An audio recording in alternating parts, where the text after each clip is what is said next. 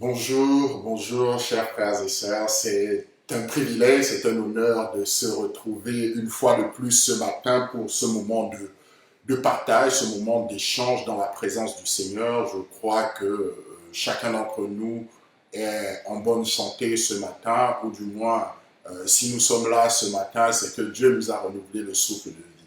Vous savez, parfois Dieu permet la maladie, Dieu peut le permettre. C'est ainsi que le Seigneur pouvait dire dans le livre de Jean 11, lorsque on est venu lui dire que Lazare était en mauvais état de santé, il a dit cette maladie est pour la gloire de Dieu. Donc Dieu peut permettre la maladie, il n'est pas l'auteur de la maladie. Donc je veux simplement bénir chacun d'entre nous ce matin, puisque une fois de plus nous nous assemblons encore dans sa présence pour pouvoir le célébrer. Pourquoi nous nous assemblons? Simplement parce qu'il a su toucher nos cœurs. Il a su transformer nos vies, il a su nous changer, il a su nous parler. Et nos cœurs ont été réceptifs à sa parole, donc nous nous devons de pouvoir le célébrer, de pouvoir le glorifier. Si nous nous assemblons ce matin, c'est parce que le Seigneur a su convaincre nos cœurs à un moment donné et nous a appelés dans sa présence. Et c'est important de le comprendre puisque certains ne comprennent pas pourquoi nous pouvons nous réunir, pourquoi nous pouvons célébrer Dieu, pourquoi nous pouvons glorifier Dieu, parce qu'ils ignorent l'existence de ce Dieu-là. Mais c'est une grâce qui nous est faite parce que la Bible nous enseigne que ces personnes-là ne le font pas d'elles-mêmes, elles ont simplement l'intelligence obscurcie puisque le prince de ce monde, en l'occurrence le diable, les empêche de voir la splendeur de la gloire de l'évangile. Nous avons cette grâce, alors nous le célébrons et nous l'adorons. Donc ce matin, nous voulons encore lui rendre la gloire, nous voulons encore le bénir, nous voulons encore lui dire combien il est grand. Nous allons simplement, avant de le faire, passer dans un petit moment de prière, puisqu'il est bon, avant de commencer, avant de faire quoi que ce soit, d'implorer la grâce du Seigneur, de lui demander de nous conduire, de lui demander de nous enseigner, de lui demander de nous permettre de grandir. Et je crois que tous ensemble, ce matin, le Seigneur va nous permettre de faire un pas de plus. Donc nous allons élever la voix simplement de là où tu es. Demande simplement au Seigneur de te disposer. Pourquoi? Vous connaissez, le Seigneur nous parle à un moment donné dans sa parole, il nous parle en fait de la parabole du semeur. Il dit, lorsque un semeur sort et s'en va jeter la semence qui représente ici la parole de Dieu, cette parole-là en fait peut tomber dans différents cœurs, différentes terres. Et cette parole peut même être volée par l'ennemi. Ça veut dire quoi? Ça veut dire que lorsque le Seigneur est en train de nous parler, lorsque nous sommes en train d'échanger des choses du royaume, des choses du Seigneur, l'ennemi, par diverses stratagèmes, peut t'empêcher de recevoir ce que tu dois recevoir, parce qu'il sait que c'est cette semence qui est capable de te donner la vie. Donc nous allons prier ce matin afin que toute distraction, tout ce qui pourrait nous empêcher de pouvoir entendre la voix de Dieu et de pouvoir saisir ce que le Seigneur veut nous dire ce matin, soit disparaisse du moins et ne puisse pas être un obstacle entre nous et Dieu. Nous voulons entendre sa parole, nous voulons la saisir, nous voulons la comprendre. Au-delà de cela, nous voulons qu'elle produise des fruits dans nos vies. Donc, nous allons simplement élever la voix ce matin et présenter ce moment au Seigneur et lui dire, prends le plein contrôle, dirige-nous. Donc, je t'invite de là où tu es à simplement fermer tes yeux et à prier le Seigneur, à demander au Seigneur de toucher ton cœur, de toucher ton entendement, d'ouvrir ton esprit afin que tu puisses comprendre ces choses-là. Nous allons élever la voix et prier ensemble ce matin. Seigneur, nous te bénissons, nous élevons ton nom, nous te disons, Père éternel, que tu n'as pas changé, Seigneur. Tu es le même hier, aujourd'hui, éternellement. Et nous, Seigneur, dans nos vies, nous l'acceptons et nous le savons. Ce matin, nous nous tenons dans ta présence, Père éternel, et nous avons besoin de ta grâce. Nous avons besoin, Seigneur, de ton intelligence, nous avons besoin de ta connaissance. Nous prions ce matin, Père éternel, afin, Roi de gloire, que dans ta présence, tu nous conduises. Nous prions ce matin afin que nos pensées soient libérées, Père éternel, de tout obstacle qui nous empêcherait de saisir, Seigneur, ce que tu as pour nous. Nous prions, Père éternel, afin que toute personne qui entendra, qui écoutera cette parole, que cette parole puisse réellement la pénétrer, car tu as dit que cette parole est plus tranchante qu'une épée à deux tranchants. Elle sonde les profondeurs du cœur. Tu as dit, elle divise âme et esprit, Père éternel, Roi de gloire. Nous prions, Seigneur Père, afin que cette parole soit une puissance dans les cœurs, dans les vies, que les vies soient restaurées, transformées. Seigneur, ce matin, nous ne sommes pas là, Père, par habitude, mais nous sommes là parce que tu nous as conviés dans ta présence. présence. Alors ce matin, ôte en nous, Seigneur, les habitudes, Père, mais donne-nous, Seigneur, de marcher d'après l'Esprit. Je te bénis pour chacun d'entre nous qui écoutera, qui entendra ces paroles. Et je prie, Père éternel, Roi de gloire, que ces paroles aient une portée divine dans chacun de nos cœurs. Alors sois béni ce matin, sois glorifié. Merci Seigneur parce qu'il est bon pour des frères et sœurs de demeurer ensemble. Sois loué, sois exalté. C'est dans le nom de Jésus que nous t'accueillons ce matin et nous t'invitons dans nos vies, Père éternel, afin qu'aucune distraction ne nous éloigne de toi, Père. Sois béni, Père, dans le nom de Jésus. Amen. Amen. Donc, ce matin, comme je disais tantôt, nous voulons continuer simplement à rester dans la présence du Seigneur et à continuer à partager les choses du Seigneur puisque elles sont importantes pour nous, elles sont importantes pour nous parce que le Seigneur lui-même est important pour nous. Et ce qui est important pour lui l'est en l'occurrence aussi pour nous. Donc, étant donné que la parole nous enseigne, et la Bible en parle d'ailleurs, tout a été créé par la parole, et nous savons que la parole, lorsqu'on parle, lorsqu'on dit, on prononce le terme parole, il ne s'agit pas simplement de la parole parlée, mais il s'agit du Seigneur Jésus lui-même en personne, puisqu'il est dit, au commencement était la parole était avec Dieu, et la parole était Dieu. Tout ce qui a été fait avec cette parole-là.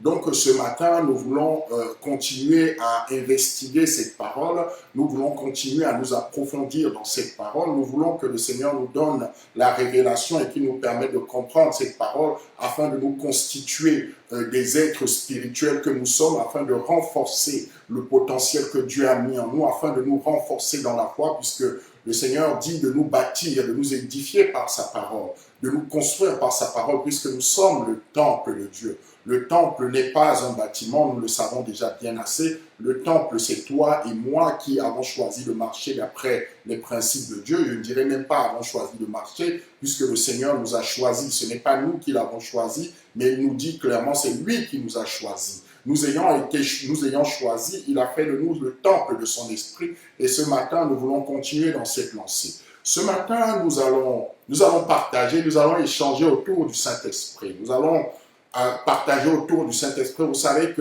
le Saint-Esprit est un être important dans notre marche avec le Seigneur. Le Saint-Esprit est capital pour nous. La parole nous enseigne, sans l'Esprit de Dieu, nous ne pouvons rien faire. Et ce matin, nous voulons vraiment parler du rôle du Saint-Esprit dans nos vies, à quel moment il vient dans nos vies et comment il s'introduit dans nos vies. Comment est-ce que nous pouvons l'appeler dans nos vies? Comment est-ce que nous pouvons l'accueillir dans nos vies? À quel moment il vient prendre possession de nos vies? Donc, nous allons pour ce faire, sans plus attendre, ouvrir nos Bibles dans le livre d'Éphésiens 1. Éphésiens 1. Éphésiens 1 à partir du verset 11. Éphésiens 1 à partir du verset 11 pour pouvoir partager cette parole, celle que le Seigneur nous donne ce matin. Je veux vraiment que nous puissions entendre, que nous puissions comprendre et que nous puissions nous approfondir dans cette parole. Donc je vais lire Éphésiens 1 à partir du verset 11. La Bible dit ceci. En lui, nous sommes aussi devenus héritiers, ayant été prédestinés suivant la résolution de celui qui opère toutes choses d'après le conseil de sa volonté, afin que nous servions à la louange de sa gloire, nous qui d'avance avons espéré en Christ. En lui, vous aussi, après avoir entendu la parole de la vérité, l'évangile de votre salut, en lui, vous avez cru et vous avez été scellés du Saint-Esprit qui avait été promis, lequel est un gage de notre héritage pour la rédemption de ceux que Dieu s'est acquis par la louange de sa gloire. Je vais reprendre, je vais mettre l'emphase un peu sur le verset 13 qui est très intéressant, du verset 13 au verset 14. La Bible dit, en lui vous aussi, après avoir entendu la parole de la vérité, l'évangile de votre salut, en lui vous avez cru et vous avez été scellés du Saint-Esprit qui avait été promis, lequel est un gage de notre héritage pour la rédemption de ceux que Dieu s'est acquis à la louange de sa gloire. Il est très intéressant ici de lire ce passage. Pourquoi? Parce que j'ai envie que ce matin, en sortant de ce lieu, que le Seigneur nous ait enseigné à quel moment nous recevons le Saint-Esprit, à quel moment nous recevons son Esprit. La Bible commence par nous dire ici qu'en lui nous avons cru. Et à cause du fait que nous ayons cru, nous avons été scellés du Saint-Esprit qui est un gage de notre salut. Le Seigneur ici nous fait comprendre que le Saint-Esprit nous est donné parce que nous avons cru. Et parce que nous avons cru, il va nous sceller de ce Saint-Esprit. Il va nous, en d'autres termes, il va nous environner du Saint-Esprit, ou du moins, il va faire descendre son esprit en nous. Et il dit que ce Saint-Esprit-là, cet esprit est un gage de notre héritage. Un gage de notre héritage, pourquoi? Parce qu'il nous a promis un héritage et il a fait de nous des co-héritiers avec Christ. Il dit, ce Saint-Esprit-là vient donc comme pour nous un gage de cet héritage. Il est en train de dire ici que ce Saint-Esprit-là vient ici comme une garantie de notre héritage. En plus, il nous donne une garantie de la promesse qu'il nous a faite. En d'autres termes, il est en train de nous dire, je vous ai fait une promesse. La promesse, c'est que vous serez auprès de moi, vous m'appartenez, vous êtes ma postérité. Alors, pour vous donner cette assurance-là, je vous donne le Saint-Esprit, qui est un gage qui démontre que je vous donne une garantie afin que vous compreniez que vous avez le salut.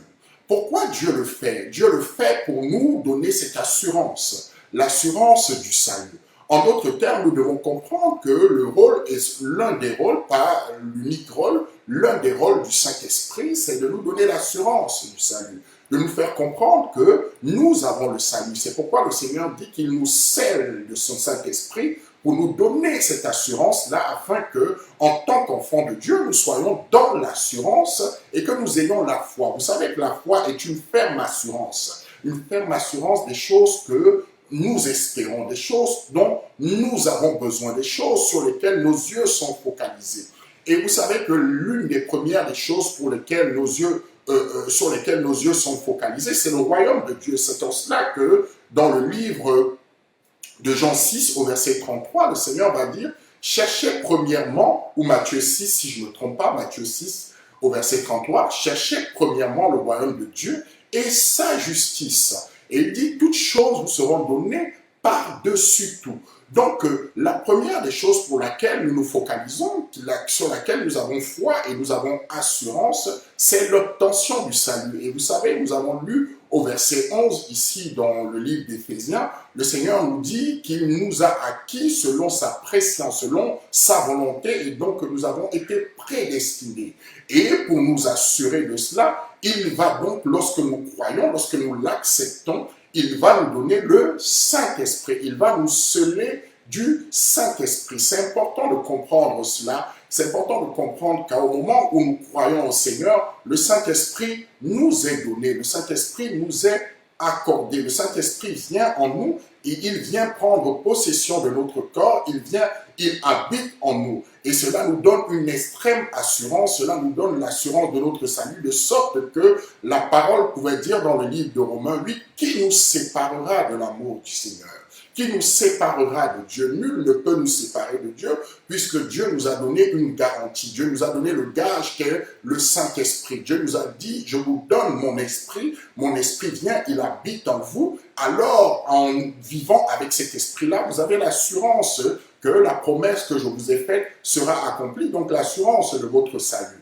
Mais il est important ici, ce matin, de visiter quelque chose, déjà, de commencer par savoir que ce Saint-Esprit-là va nous apporter certaines prérogatives, va nous donner certaines choses. Vous voyez, le Saint-Esprit nous assure et il atteste en nous que nous sommes enfants de Dieu. C'est ce que la parole de Dieu nous assure ici dans le livre de Romains 8.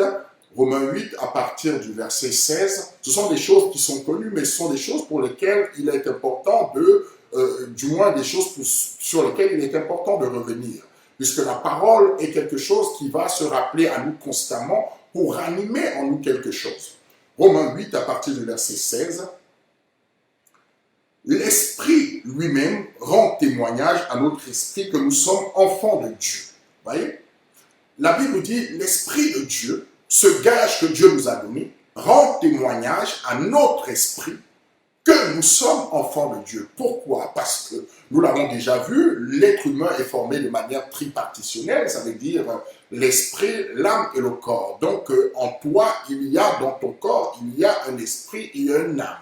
Et tu es un corps, en fait, qui est l'enveloppe qui va renfermer toutes ces choses-là, qui va renfermer l'esprit et l'âme. Maintenant, le Seigneur dit, son esprit atteste en toi que tu es enfant de Dieu. Son esprit vient attester non pas à ta chair, non pas à ton âme, mais à ton esprit que tu es enfant de Dieu. Son esprit vient parler avec ton esprit et lui donne la garantie du fait que tu es enfant de Dieu. C'est pourquoi il nous donne son esprit comme gage. En d'autres termes, son esprit vient, habite en nous et vient nous parler et nous assure d'une garantie qu'il nous a déjà donnée et d'une promesse qu'il nous a déjà faite. Vous voyez? Donc c'est important de comprendre cela. Maintenant, la question est de savoir à quel moment nous recevons son esprit. À quel moment nous avons l'Esprit de Dieu. C'est extrêmement important de comprendre cela, de savoir qu'est-ce qui se passe, à quel moment l'Esprit de Dieu vient et habite en moi. Ça va ici évacuer certaines mauvaises compréhensions que nous pouvons avoir. À quel moment nous avons l'Esprit de Dieu. Et pour le faire, je vais nous inviter ce matin à ouvrir nos Bibles dans le livre de Matthieu 3. Matthieu 3. Cela va être notre lecture ce matin à partir du verset 1er, bien évidemment. À partir du verset 1er, nous allons parler un peu des différents baptêmes. Nous allons parler plus ou moins, nous allons mettre l'accent plus ou moins sur le baptême du Saint-Esprit. La Bible nous dit, en ce temps-là, parut Jean-Baptiste prêchant dans le désert de Judée. Il disait, repentez-vous car le royaume des cieux est proche. Jean est celui qui avait été annoncé par Ésaïe le prophète lorsqu'il dit, c'est ici la voix de celui qui crie dans le désert, préparez le chemin du Seigneur, aplanissez ses sentiers. Jean avait un vêtement de poil de chameau et une ceinture de cuir autour des reins. Il se nourrissait de sauterelles et de miel sauvage. Les habitants de Jérusalem, de toute la Judée et de tout le pays des environs du Jourdain se rendaient auprès de lui et confessant leurs péchés, ils se faisaient baptiser par lui dans le fleuve du Jourdain. Mais voyant venir à son baptême beaucoup de pharisiens et de sadducéens, il leur dit, race de vipères, qui vous a appris à fuir la colère à venir, produisez donc du fruit digne de la repentance et ne prétendez pas dire en vous-même, nous avons Abraham pour père. Car je déclare que de ces pierres-ci, Dieu peut susciter des enfants à Abraham. Déjà la cognée est mise à la racine des arbres. Tout arbre dont il ne produit pas de bons fruits sera coupé et jeté au feu. Et voici ce qu'il dit au verset 11. Il dit, moi je vous baptise d'eau pour vous amener à la repentance, mais celui qui vient après moi est plus puissant que moi, et je ne suis pas digne de porter ses souliers. Lui, il vous baptisera de Saint-Esprit et de feu. Et je vais reprendre à partir du verset 11. Ça va nous intéresser ce matin de pouvoir sonder ces écritures-là et de pouvoir comprendre de quoi il est question ici. Jean-Baptiste dit à partir du verset 11, « Moi, je vous baptise d'eau pour vous amener à la repentance, mais celui qui vient après moi est plus puissant que moi, et je ne suis pas digne de porter ses souliers. Lui, il vous baptisera de Saint-Esprit et de feu. » Amen. Voyez, ici, Jean-Baptiste, des personnes vont aller se baptiser vont aller vers Jean-Baptiste pour avoir le baptême et ils vont dire, Jean-Baptiste, du moins, lui-même va dire qu'il les baptisait pour les amener à la repentance. Et parmi ces personnes, il y avait différents types de personnes. Il y avait des pharisiens qui arrivaient, il y avait des sadducéens qui arrivaient, il y avait des personnes du peuple qui arrivaient, qui venaient confesser leurs péchés et se baptisaient et se faisaient immerger dans les eaux. Et à un moment donné, Jean-Baptiste va dire, il va décliner en fait l'objectif pour lequel il était venu sur la terre. Il dit, moi je vous baptise pour vous emmener à la repentance. Il est en train de parler ici du baptême d'eau. Il dit, je vous baptise pour vous amener à la repentance, mais après moi vient quelqu'un d'autre, en l'occurrence Jésus, qui vous baptisera de Saint-Esprit et de feu. Vous voyez ici, Jean-Baptiste nous est mentionné ici, ou du moins lorsque nous décryptons ses écrits par la grâce du Saint-Esprit, il nous est mentionné ici 3 types de baptêmes. Il nous est mentionné le baptême d'eau, qui est le baptême par immersion dans l'eau, dont Jean-Baptiste était le précurseur ici. Et il nous est mentionné aussi le baptême du Saint-Esprit et le baptême de feu. Donc nous voyons ici qu'on a l'équivalent de 3 baptêmes. On nous dit que le baptême du Saint-Esprit et le baptême de feu seraient faits par Jésus. Le baptême d'eau, lui, il est fait par Jean.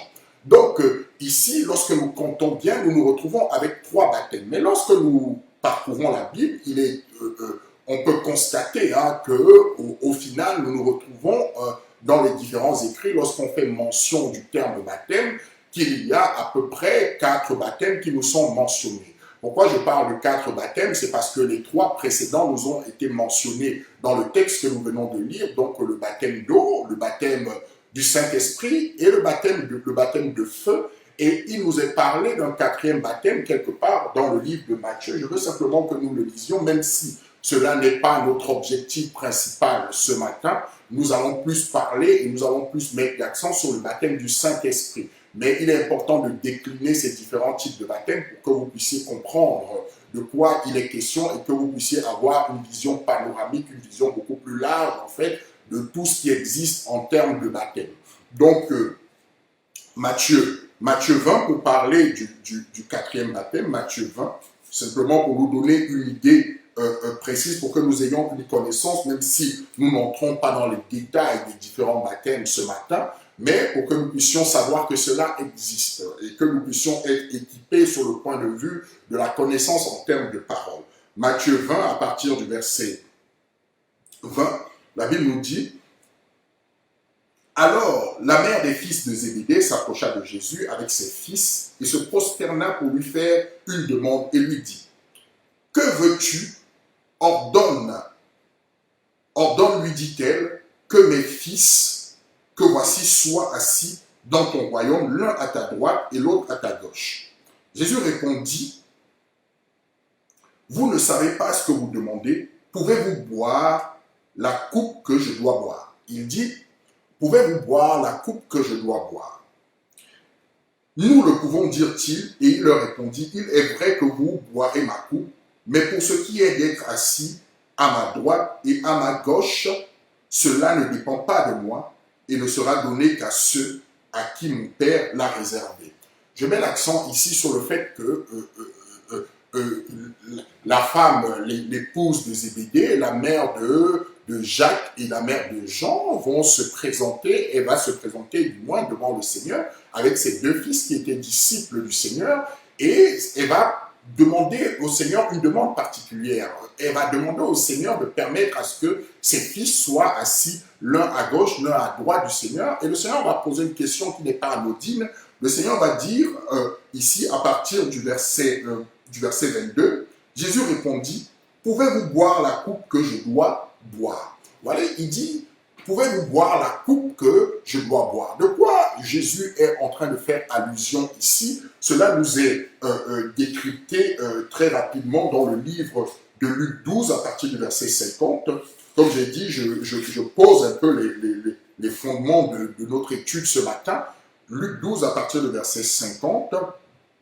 Lorsqu'il parle de la coupe, de quelle coupe s'agit-il ici? Il va dire au verset 50 de Luc 12, il va dire: il est d'un baptême dont je dois être baptisé, et combien il me tarde qu'il soit accompli. Le Seigneur ici va parler d'un baptême. Si vous lisez Luc 12, vous lirez en entier. Et il dit: il y a un baptême qui me tarde, dont je dois être baptisé, et il me tarde que je l'accomplisse. Et si vous continuez à faire vos recherches et vous lisez dans le livre de Matthieu 26, la Bible nous dit: lorsqu'il va se trouver dans le jardin de Gethsémané, alors vont lui être présentées des coupes du péché, des coupes de la souffrance, des coupes de la douleur. Donc en général, lorsqu'on parle d'un 4e baptême, on a plutôt tendance à faire allusion au baptême de la souffrance. Lorsqu'on dit baptême, c'est être immergé dans une substance, être immergé dans quelque chose. Et nous savons qu'au travers de la croix, Dieu, le Fils de Dieu, a été immergé dans la souffrance. Il a pris la souffrance, il a porté cette souffrance sur lui. Donc c'est pourquoi, en l'occurrence, on parle de baptême de souffrance. Donc du coup, nous nous retrouvons ici avec 4 différents types de baptêmes. Nous nous retrouvons donc avec le baptême d'eau, le baptême de Jean, et nous nous retrouvons avec le baptême du Saint-Esprit, et nous nous retrouvons aussi avec le baptême de feu, plus le baptême de souffrance dont nous venons justement de parler. Mais la question ici est de savoir, ce sur quoi je veux vraiment mettre l'accent ce matin, c'est de savoir à quel moment recevons-nous donc le baptême du Saint-Esprit. Puisque le baptême du Saint-Esprit, d'après la définition que nous avons, le baptême du Saint-Esprit, c'est lorsque le Saint-Esprit vient et habite en nous, lorsque Dieu descend lui-même et habite en nous et vient faire de nous le siège ou le temple de son esprit. C'est cela le baptême du Saint-Esprit. Et vous savez, lorsque nous lisons le texte, parfois certains chrétiens ont tendance à penser, ou même ce sont des perceptions que nous pouvons parfois avoir, c'est de penser que avant de recevoir le baptême du Saint-Esprit, il faut impérativement avoir reçu le baptême d'eau. Cela n'est pas vrai et nous allons pouvoir discuter de cela ce matin. Le baptême du Saint-Esprit, à la vérité, se reçoit avant le baptême d'eau. C'est quelque chose qu'on n'a pas l'habitude d'entendre, mais nous allons pouvoir décrypter les Écritures ce matin pour pouvoir aboutir à cette conclusion-là. Le baptême du Saint-Esprit se reçoit avant le baptême d'eau. Nous allons le lire dans la parole, nous allons comprendre cela, nous allons l'étudier et nous allons entrer en profondeur.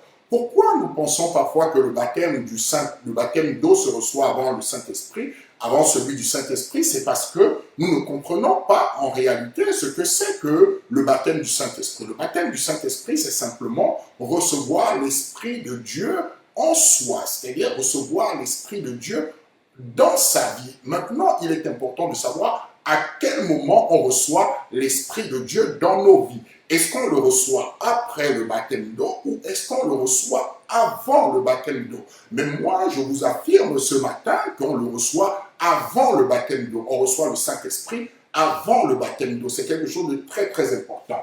Nous allons continuer à lire.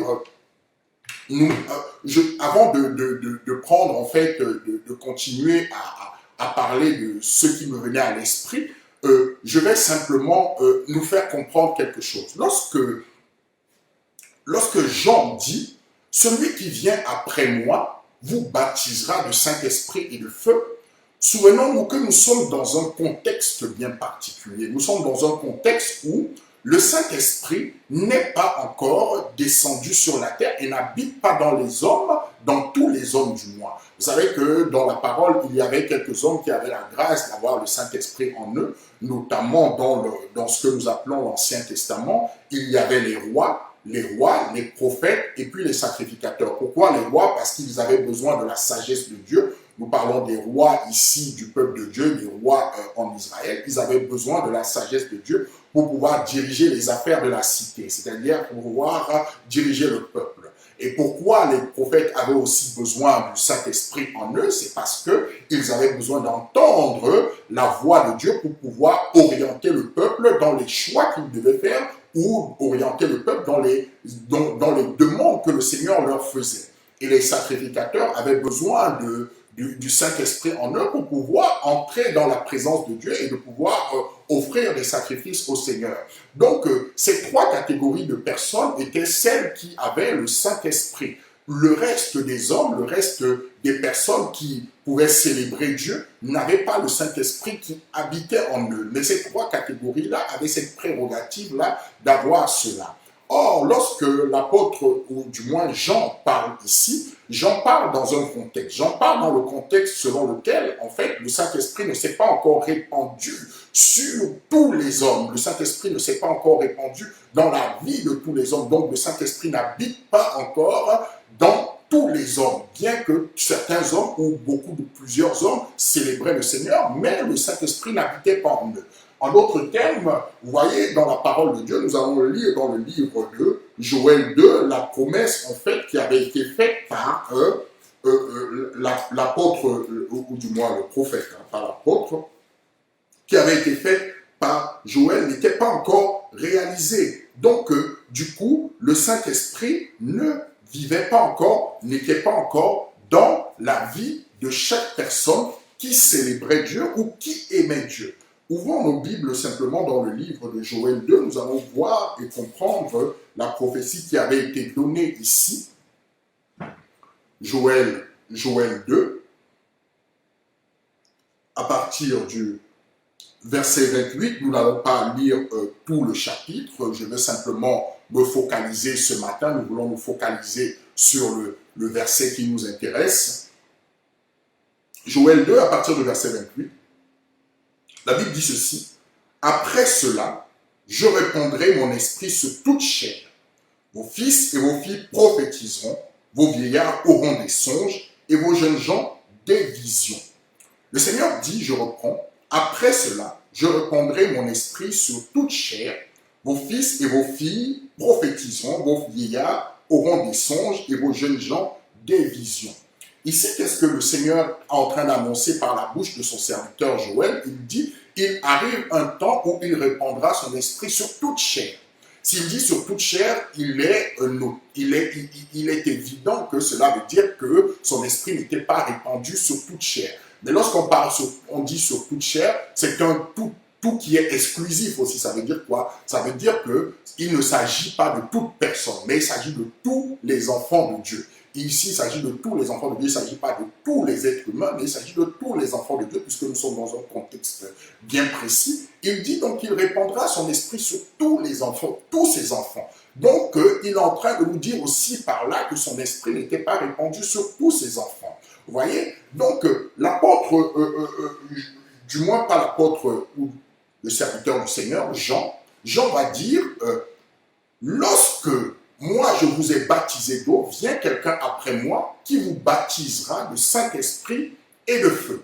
Donc, il est en train de leur annoncer ici que la promesse qui avait été faite par le Seigneur Jésus s'accomplirait, que c'est le Seigneur Jésus qui viendrait et qui accomplirait cette promesse. Donc, ces personnes qu'il baptisait, elles n'avaient pas encore reçu le Saint-Esprit à ce moment-là. C'est pourquoi je veux parler ici que nous puissions discerner les contextes, les temps dans lesquels nous sommes. Ces personnes que Paul ou Jean baptisaient n'avaient pas encore reçu le Saint-Esprit.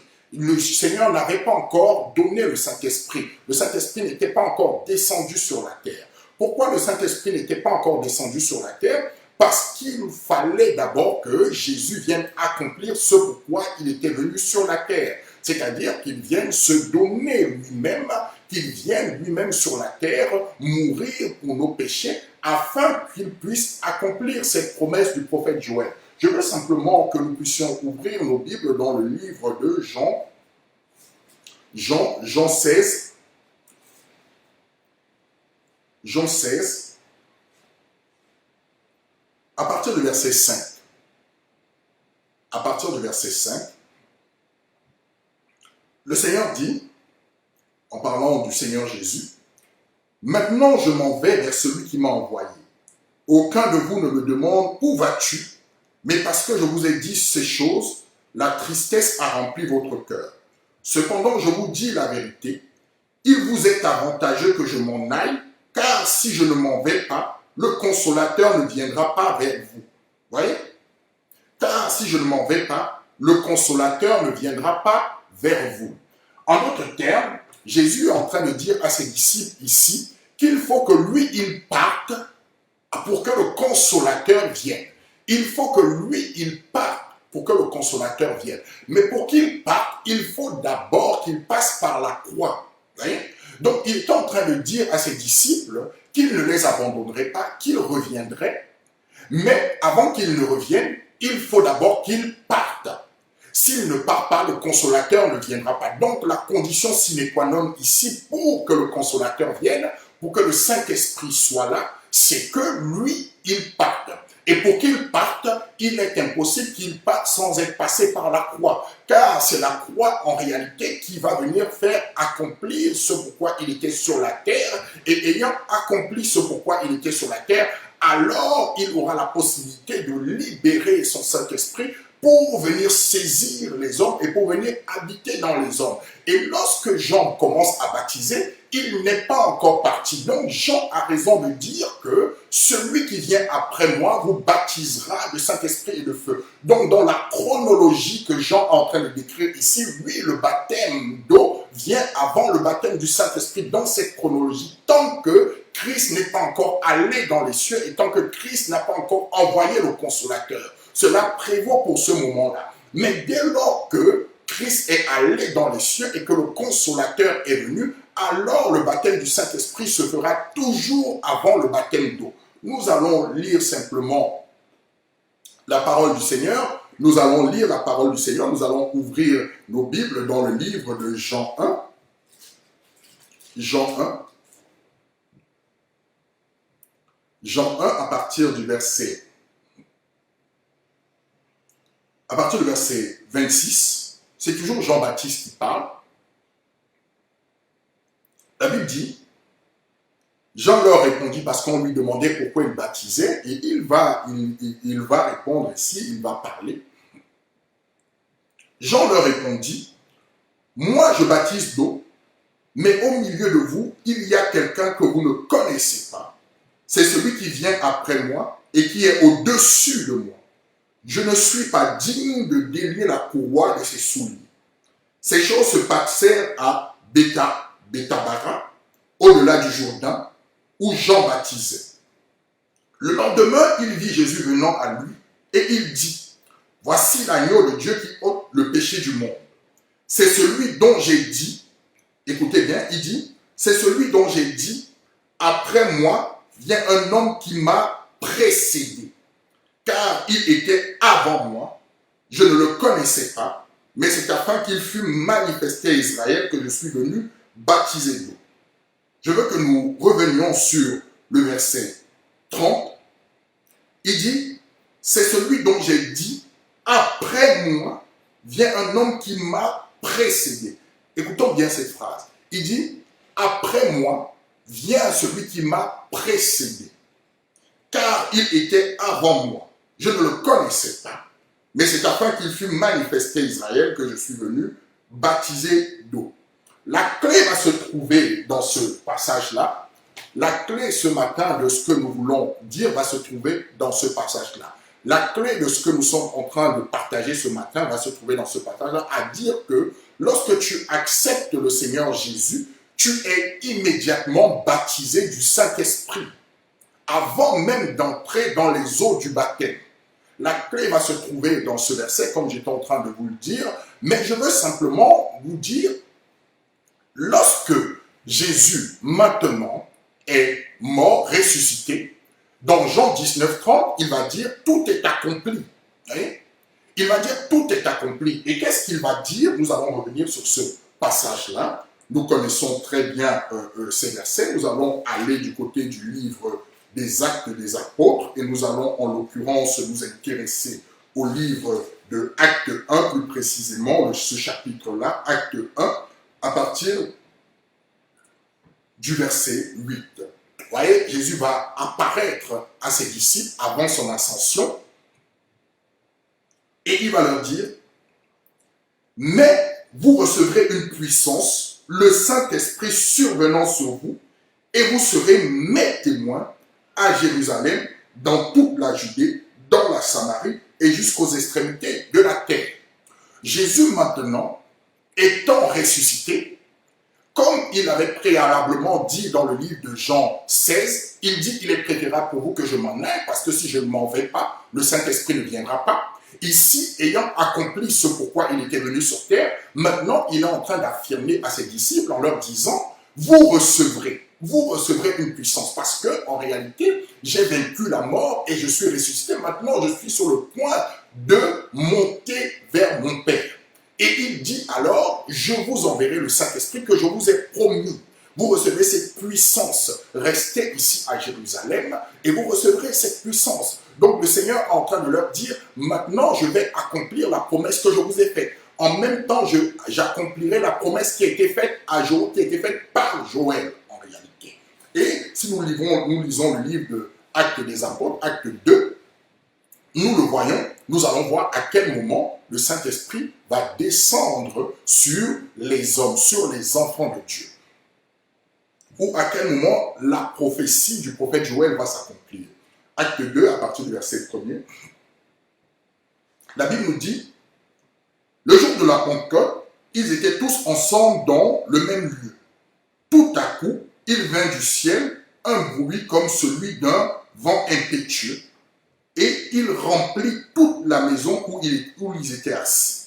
Des langues semblables à des langues de feu leur apparurent séparées les uns des autres et se posèrent sur chacun d'eux. Et ils furent tous remplis du Saint-Esprit et se mirent à parler en d'autres langues selon que l'Esprit leur donnait de s'exprimer.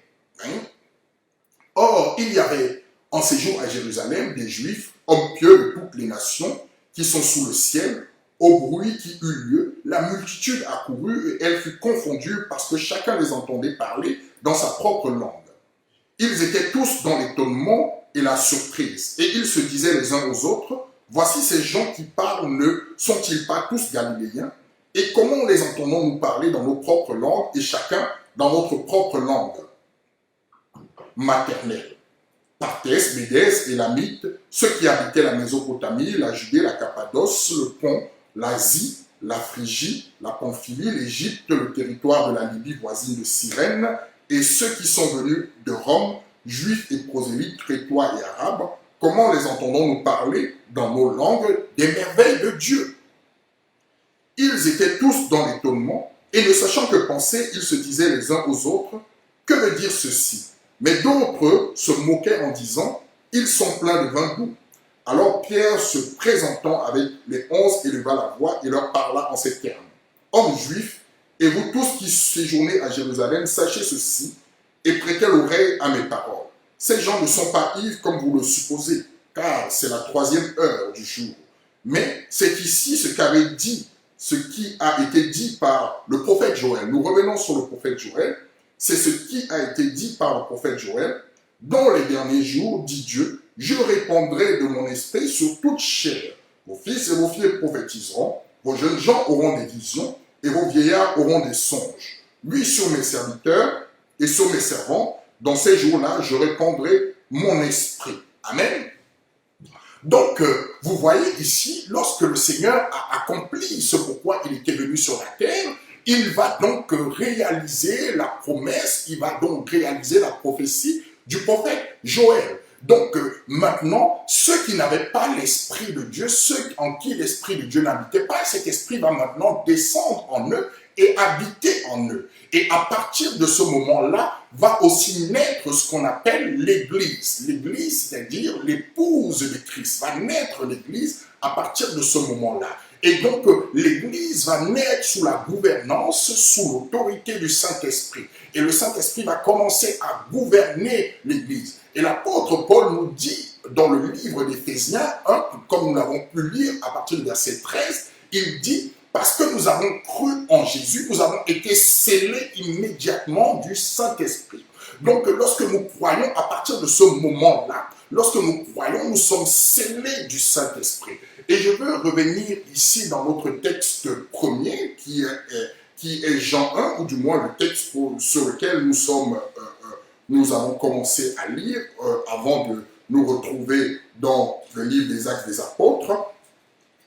Donc Jean 1, le verset 30. C'est celui dont j'ai dit, après moi, vient un homme qui m'a précédé, car il était avant moi. Jean ici dit, celui qui baptise du Saint-Esprit, je vous l'ai dit, c'est celui qui m'a précédé, car il était avant moi. Précéder veut dire arriver avant quelqu'un. Mais en la vérité, nous savons que sur le point de vue physique, sur le point de vue de la naissance, Jean était l'aîné de Jésus, sur le point de vue physique, c'est-à-dire sur le point de vue de la naissance. Jean était l'aîné de Jésus d'environ 6 mois, si je ne m'abuse, puisque lorsque Élisabeth était enceinte, lorsque Marie est venue voir Élisabeth, Élisabeth lui a annoncé qu'elle était déjà enceinte, cela faisait 6 mois. Avant même que Jésus lui-même, ou du moins Marie elle-même, ne soit visitée par un ange qui lui avait dit qu'elle serait couverte du Saint-Esprit et concevrait le Seigneur Jésus. Donc, il y avait un écart d'âge 6 mois entre les deux. Il dit celui qui est venu après moi. Lorsqu'il dit celui qui est venu après moi, Jean ici parle, il se met sur le plan physique. Il dit celui qui est venu après moi, physiquement parlant, sur le point de vue de l'âge, sur le point de vue du corps, celui qui s'est matérialisé après moi dans l'ordre de naissance physique. Mais il dit, celui qui s'est manifesté, celui qui est venu après moi m'a précédé. Donc il est en train de dire ici, celui qui est venu après moi sur le plan physique est venu avant moi sur le plan spirituel, existe avant moi sur le plan spirituel. Donc il est en train de dire que celui-là l'a précédé sur le plan spirituel et celui-là existe avant lui sur le plan spirituel. Qu'est-ce que ça veut dire ici? Le but de Jean-Baptiste ici, c'était de venir baptiser d'eau. Et le but de Jésus, c'est de venir baptiser du Saint-Esprit. Or, qu'est-ce qui se passe sur le plan physique? Ce qui est physique, c'est le baptême d'eau. Le baptême d'eau est un baptême physique. Quand je dis physique, c'est-à-dire qu'on a besoin d'éléments matériels. On a besoin de l'eau, on a besoin de quelqu'un qui va exécuter le baptême. Or, Jésus, lui, il vient baptiser d'un autre baptême qui n'a pas besoin d'un homme, qui n'a pas besoin qu'il y ait une personne, qui n'a pas besoin qu'il y ait quelqu'un pour le faire et qui est fait directement par lui-même. Donc il baptise ici par l'Esprit. Et il est en train de donner ici, de remettre les choses dans l'ordre en disant en fait que l'Esprit est prééminent au matériel. Ça veut dire quoi? Ça veut dire que le spirituel existe avant le naturel, existe avant le matériel. Ça veut dire que lorsque Jésus baptise, il n'a pas besoin d'attendre qu'un homme, il n'a pas besoin d'avoir des éléments matériels qui vont nous permettre d'être baptisés. Il baptise directement et c'est lui qui le fait. Il n'a donc pas besoin d'un homme. Donc du coup, il est en train de dire ici que le spirituel qui était avant lui, qui l'a précédé, revient prendre sa place, donc revient agir en premier lieu avant le baptême physique. Nous le comprendrons, nous allons continuer à nous approfondir dans la parole pour pouvoir saisir le sens de ce que le Seigneur veut nous dire ici et pour pouvoir comprendre pourquoi parfois nous confondons, en fait nous avons une confusion entre le fait que le baptême de l'Esprit a lieu avant le baptême d'eau. Pourquoi nous avons cette confusion? Nous avons maintenant vu ici qu'à partir du moment où Jésus est mort, ressuscité, a fait descendre l'Esprit, a accompli la promesse du prophète Joël, alors le Saint-Esprit vient habiter dans tous les hommes.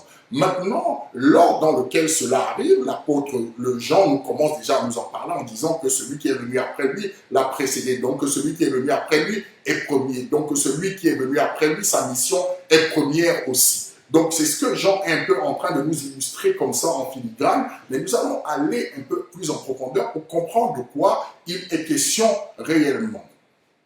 Nous avons dit que parfois nous avons cette confusion. Nous avons cette confusion pourquoi? Parce que parfois nous ne comprenons pas, nous ne savons pas faire la différence entre le Saint-Esprit et les manifestations du Saint-Esprit.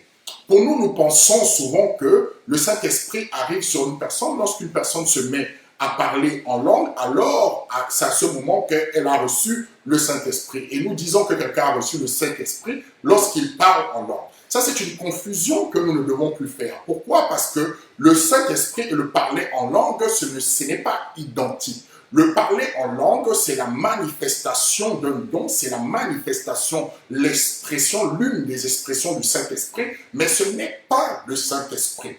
Quelqu'un peut avoir le Saint-Esprit sans parler en langue. Vous voyez, parfois nous faisons cette confusion, comme je le rappelais récemment, c'est-à-dire que nous pensons que nous avons le Saint-Esprit si nous parlons en langue. C'est une erreur qu'il ne faut pas faire. Le Saint-Esprit ne se manifeste pas simplement par le parler en langue. Il peut se manifester par le parler en langue, mais ça ne veut pas dire que tous les chrétiens doivent parler en langue. C'est une erreur encore que nous faisons. Tous les chrétiens ne sont pas appelés à parler en langue. La Bible nous enseigne que nous allons le lire. Nous voulons prendre le livre de 1 Corinthiens 12. Je veux vraiment que nous puissions prendre notre temps ce matin pour comprendre ces choses-là. Parce que parfois, beaucoup de chrétiens, beaucoup d'enfants de Dieu vont dire « Je n'ai pas l'Esprit de Dieu, je n'ai pas encore été baptisé du Saint-Esprit. » Je n'ai pas encore été baptisé du Saint-Esprit. Quand on va leur demander pourquoi, je ne parle pas en langue. Le parler en langue est une manifestation du Saint-Esprit, d'un don, mais cela n'est pas le Saint-Esprit. On peut avoir le Saint-Esprit sans parler en langue. On peut avoir le Saint-Esprit sans manifester sans manifester quelconque don que ce soit. On peut avoir le Saint-Esprit sans manifester un don. La preuve, nous allons lire dans le livre de 1 Corinthiens 12, comprendre un peu de quoi il est question lorsque nous parlons de dons. La Bible nous dit, 1 Corinthiens 12 à partir du verset 1er, l'apôtre Paul va dire, pour ce qui concerne les dons spirituels, je ne veux pas, frère, que vous soyez dans l'ignorance. Vous savez que lorsque vous étiez païens, vous vous laissiez entraîner vers des idoles muettes, selon que vous étiez conduits. C'est pourquoi je vous déclare que nul, s'il parle par l'Esprit de Dieu, ne dit Jésus est anathème, et que nul ne peut dire Jésus est Seigneur si ce n'est par le Saint-Esprit. Il y a diversité de dons, mais le même Esprit. Diversité de ministères, mais le même Seigneur. Diversité d'opérations, écoutez bien, diversité d'opérations, mais le même Dieu qui opère tout en tous. Or, à chacun, voilà le verset qui est important, or à chacun la manifestation, on dit, or à chacun la manifestation, on ne parle pas de l'esprit, on dit la manifestation de l'esprit est donnée pour l'utilité commune. En effet, à l'un est donné par l'esprit une parole de sagesse, à un autre une parole de connaissance, selon le même esprit, à un autre la foi par le même esprit, à un autre le don des guérisons par le même esprit, un autre le don d'opérer des miracles, un autre la prophétie, un autre le discernement des esprits, un autre la diversité des langues, un autre l'interprétation des langues.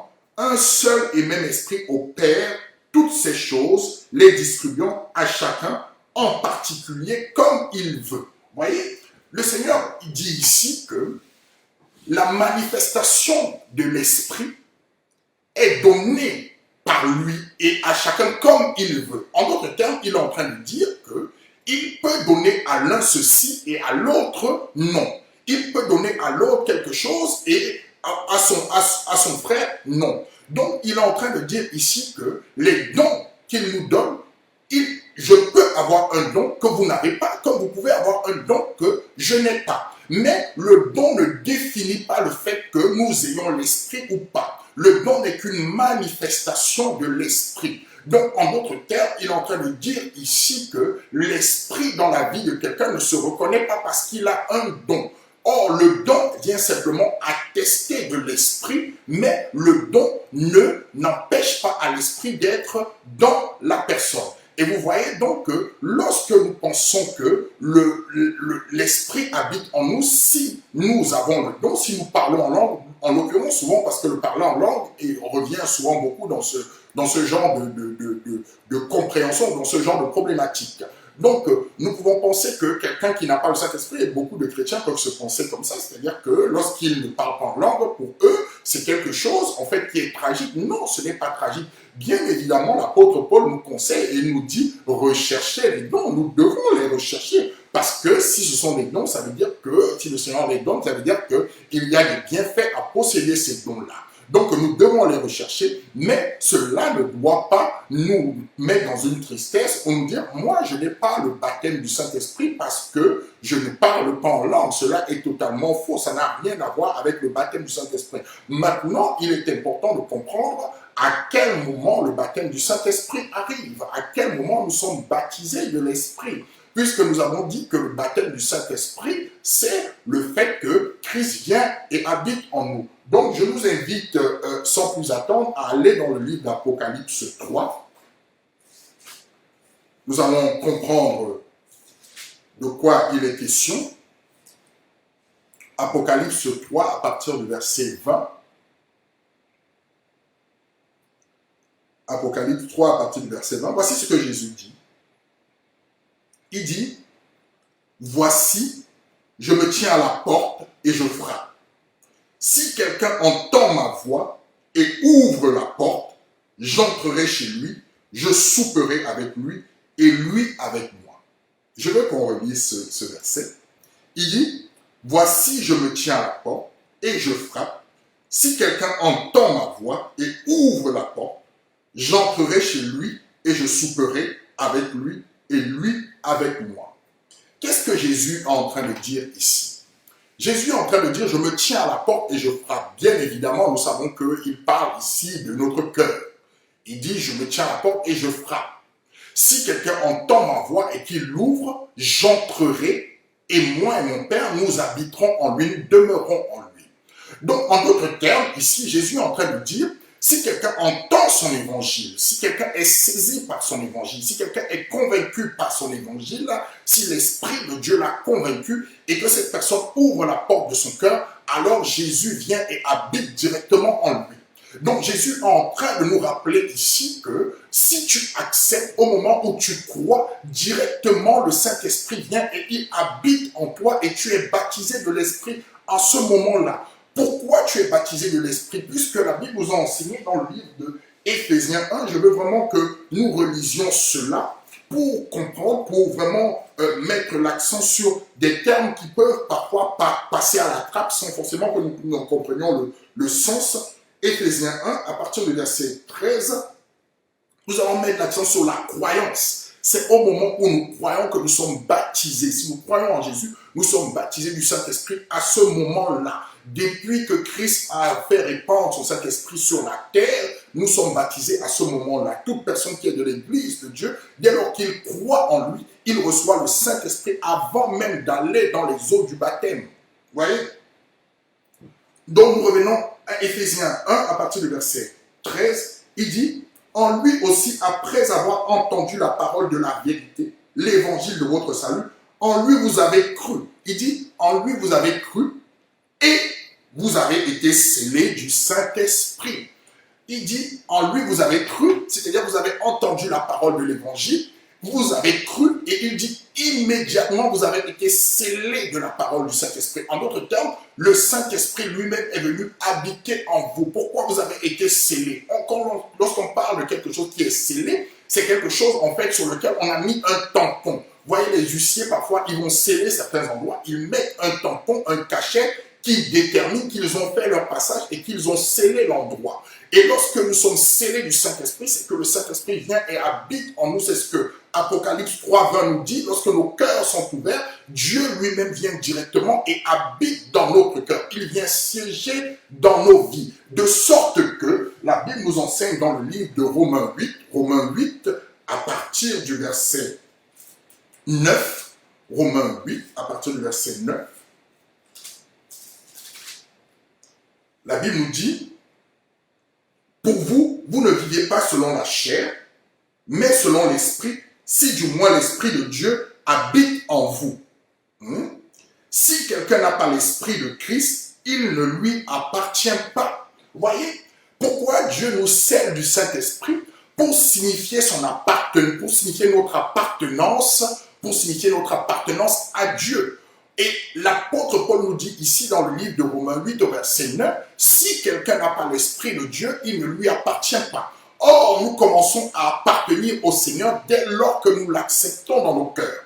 Et à ce moment-là, Christ vient et nous scelle de son sceau. Il pose son cachet sur nous, il pose son tampon sur nous au travers du Saint-Esprit et nous devenons automatiquement enfants de Dieu. Et là, le baptême d'eau n'a pas encore eu lieu. C'est quelque chose qui se passe entre nous et Dieu directement. C'est une relation que nous avons entre nous et Dieu directement. Dieu n'attend pas que nous puissions entrer dans les eaux du baptême avant de nous reconnaître comme son enfant. Il attend simplement que nous ouvrions la porte de nos cœurs. C'est pourquoi Jean va dire dans le livre de Jean 1, celui qui est venu après moi m'a précédé. Celui qui est venu avec l'Esprit est passé en premier. Il est venu après moi, mais il me précède. Donc les choses de l'Esprit précèdent d'abord les choses naturelles et les choses physiques. Bien évidemment, le baptême d'eau a une portée spirituelle aussi, mais le baptême de l'Esprit vient signer notre appartenance au Seigneur et vient mettre le cachet, le sceau du Seigneur sur notre vie, de sorte que même si tu mourrais sans avoir été dans le baptême d'eau, tu appartiendrais quand même à Christ parce que ton cœur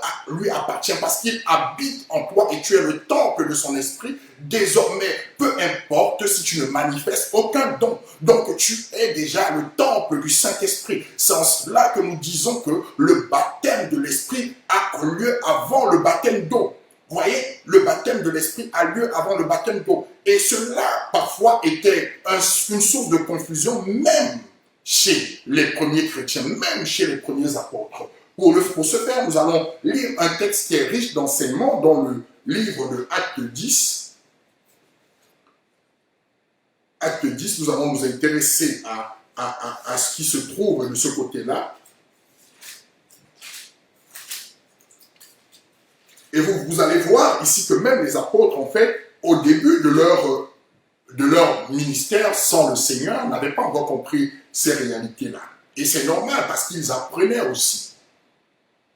Acte 10, l'histoire ici qui nous est racontée, c'est l'histoire de Corneille. Corneille, c'était un officier de l'armée romaine à qui le Seigneur s'était révélé, c'est-à-dire que Jésus avait envoyé des anges lui parler et lui demander d'aller chercher Pierre pour que Pierre lui explique certaines choses sur le point de vue spirituel.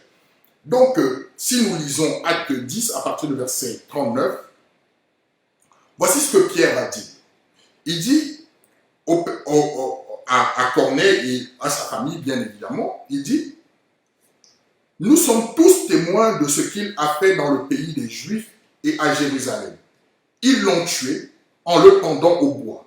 Dieu l'a ressuscité le 3e jour et il a permis qu'il apparût non à tout le peuple, mais aux témoins choisis d'avance par Dieu, à nous qui avons mangé et bu avec lui. Après qu'il fut ressuscité des morts, et Jésus nous a ordonné de prêcher au peuple et d'attester que c'est lui qui a été établi par Dieu, juge des vivants et des morts. Tous les prophètes rendent de lui le témoignage que quiconque croit en lui reçoit par son nom le pardon des péchés. Quiconque croit en lui reçoit par son nom le pardon des péchés.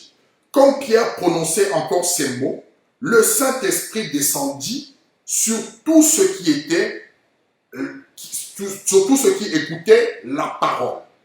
Tous les fidèles circoncis qui étaient venus avec Pierre furent étonnés, écoutez bien, tous les fidèles circoncis qui étaient venus avec Pierre furent étonnés de ce que le don du Saint-Esprit était aussi répandu sur les païens, car ils les entendaient parler en langue et glorifier Dieu. Alors Pierre dit, peut-on refuser l'eau du baptême à ceux qui ont reçu le Saint-Esprit aussi bien que nous?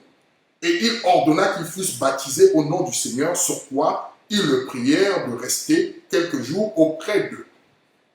Ici, Corneille va donc envoyer chercher Pierre, et Pierre va arriver. Pierre va leur dire que le Seigneur Jésus leur a ordonné d'enseigner à tous les hommes que c'est lui qui a été établi juge des vivants et des morts, et que le salut ne s'obtenait que par lui. Et ces hommes-là vont être convaincus de la parole.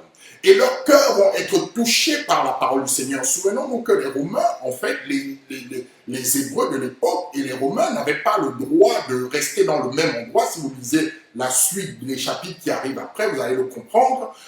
Ils n'avaient pas le droit. Mais le Seigneur avait préparé Pierre par une vision au préalable. Je ne vais pas là dans les détails de cette vision-là. Je veux me focaliser sur ce qui se passe ici.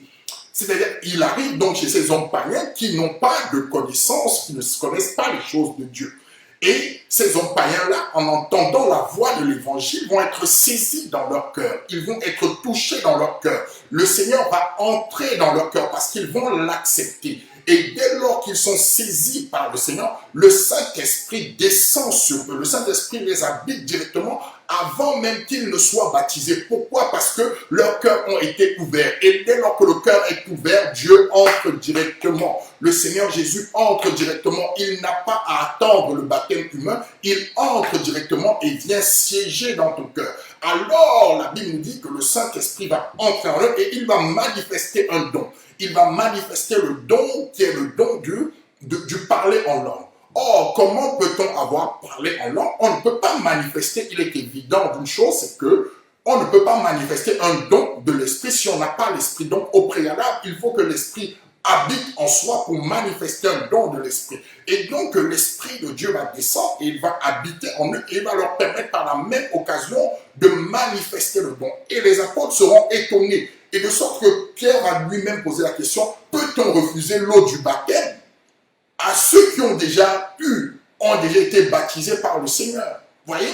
Donc, nous revenons encore ici et nous confirmons encore par là que le baptême du Saint-Esprit est quelque chose qui se fait avant le baptême d'eau, parce que le baptême du Saint-Esprit se fait directement par Jésus. Dès lors que vous ouvrez votre cœur au Seigneur, le Saint-Esprit directement vient et il habite en vous et vous devenez le temple de l'Esprit. Voyez? Donc, il faut qu'on sorte de cette confusion comme quoi, parfois, comme quoi, du moins, le baptême d'eau se fait d'abord avant le baptême de l'Esprit. Non, ce n'est pas vrai. Le baptême de l'Esprit se fait d'abord avant le baptême d'eau. Ça, c'est une évidence. Le Seigneur rentre d'abord dans votre cœur avant que vous soyez baptisé d'eau. C'est évident. Le Seigneur vient dès lors que vous ouvrez la porte. Il n'attend pas qu'on ait mis en place toute une cérémonie de baptême pour entrer en vous, puisque le fait de venir en vous, ça vous marque du sceau, ça vous marque d'un sceau qui définit votre appartenance au Seigneur. Voyez?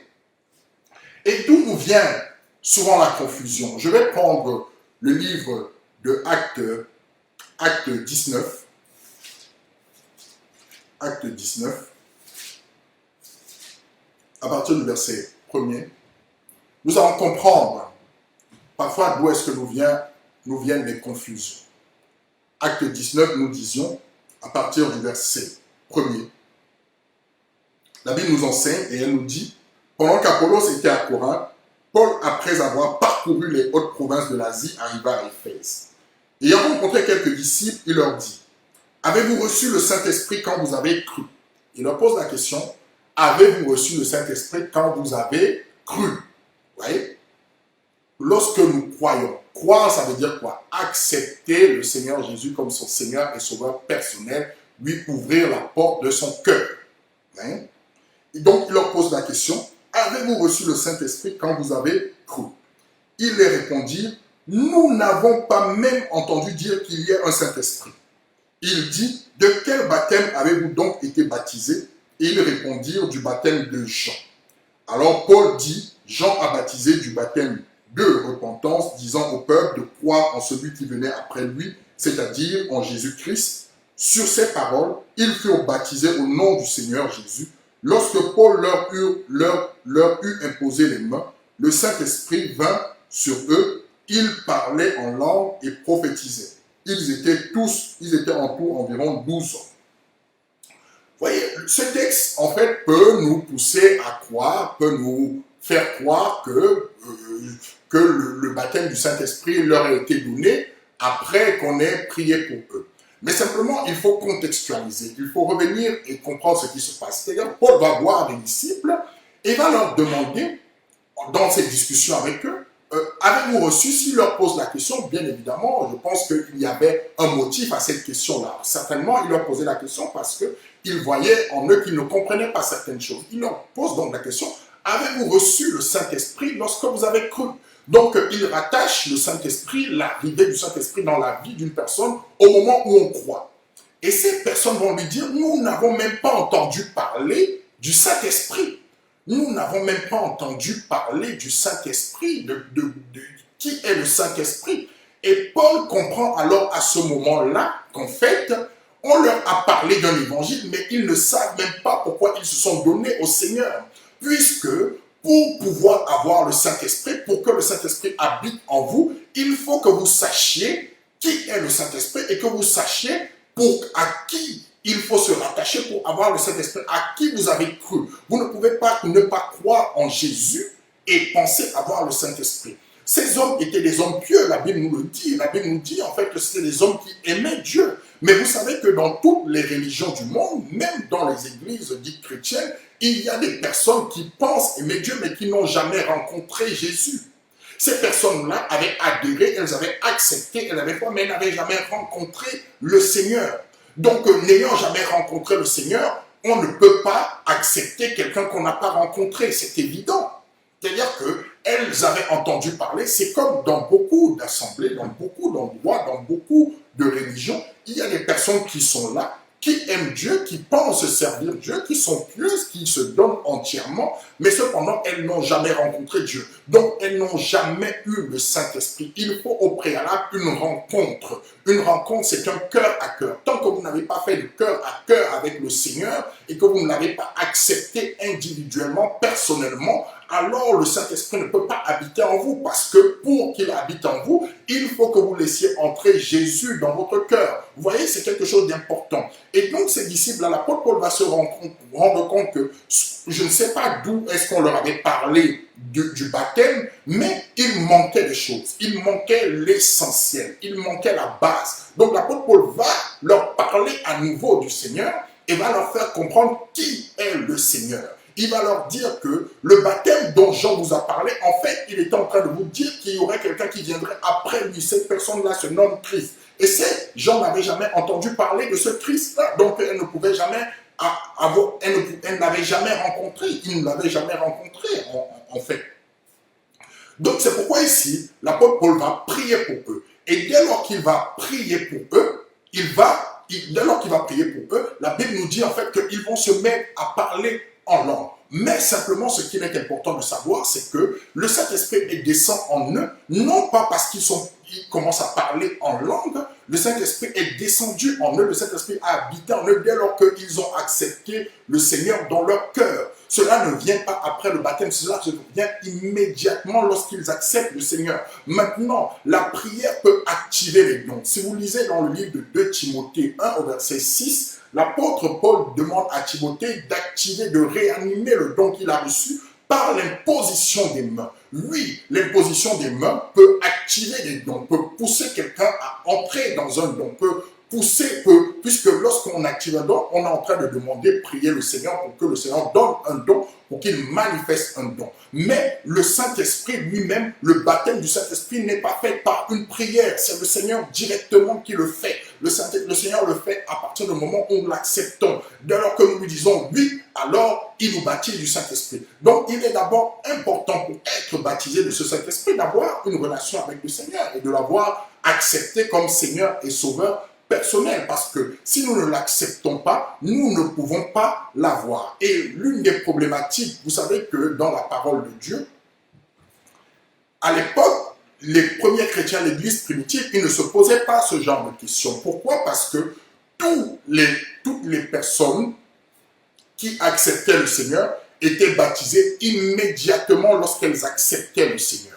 Lorsqu'elles disaient oui, elles étaient immédiatement immergées dans les eaux du baptême pour être baptisées, bien évidemment, avec le risque de baptiser des personnes qui avaient adhéré simplement par des motifs qui n'étaient pas forcément des motifs qui venaient de Dieu. Vous voyez, la preuve en est que nous avons un homme, notamment si nous lisons le livre de Acte 8, un homme qui s'appelait Simon, qui était magicien, qui avait adhéré à l'évangile parce qu'il avait d'autres objectifs. Il était magicien à la base et ayant vu que les apôtres, en fait, par la manifestation de la gloire de Dieu, faisaient des miracles beaucoup plus impressionnants que ce que lui, il faisait lui, il voulait donc avoir comment saisir cette puissance-là pour continuer à être dans sa mentalité. Donc, il n'avait pas changé. Son cœur n'avait pas changé. Donc, du coup, en réalité, il s'est fait baptiser dans l'eau, mais son cœur n'avait pas changé. Donc, comme pour nous dire, en fait, que ce n'est pas le baptême d'eau qui fait que nous soyons enfants de Dieu, mais c'est le baptême de l'Esprit. Et le baptême de l'Esprit, on ne peut pas tricher. On ne peut pas tricher avec Dieu. On peut tricher avec les hommes. On peut venir dans un baptême d'eau, se baptiser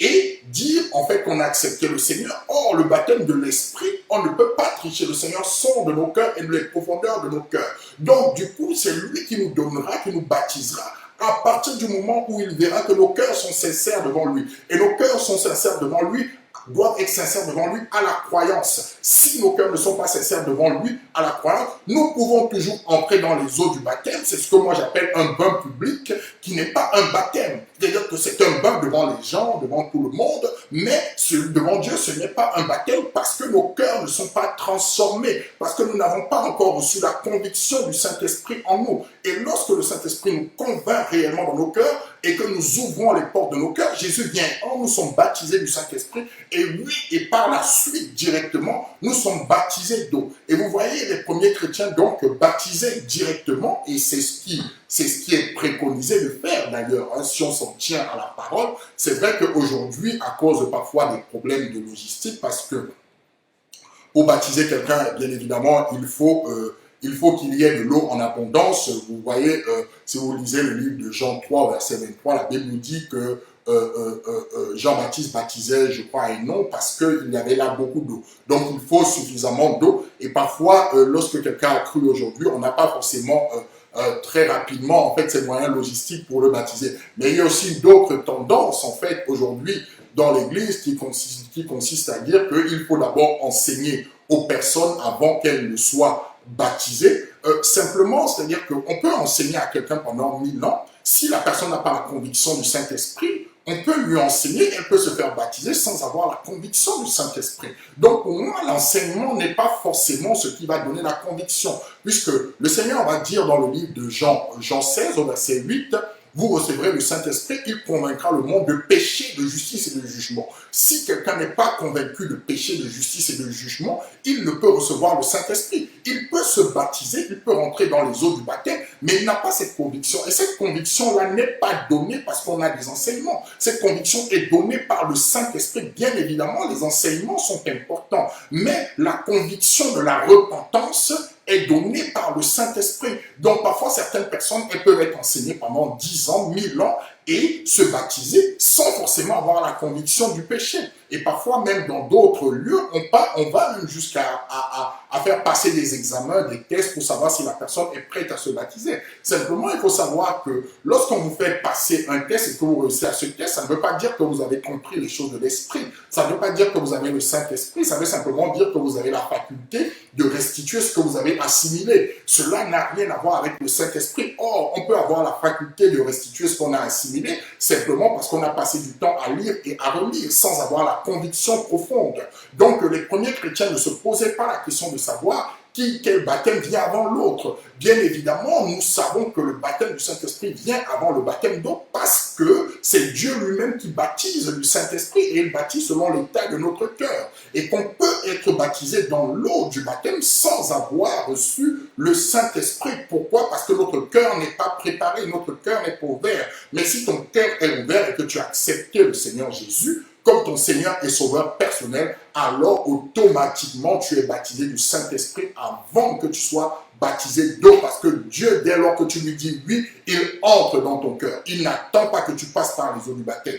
Il entre directement dans ton cœur et oui, maintenant tu peux être immergé dans l'eau et appeler cela baptême. En d'autres termes, si tu n'es pas immergé dans l'eau et tu n'appelles pas, si tu n'as pas reçu du moins la conviction dans ton cœur et que tu rentres dans l'eau, comme je le disais, tu as pris un bain public. Tu n'as pas fait de baptême, tu as pris un bain public. Et beaucoup de pharisiens, pourquoi?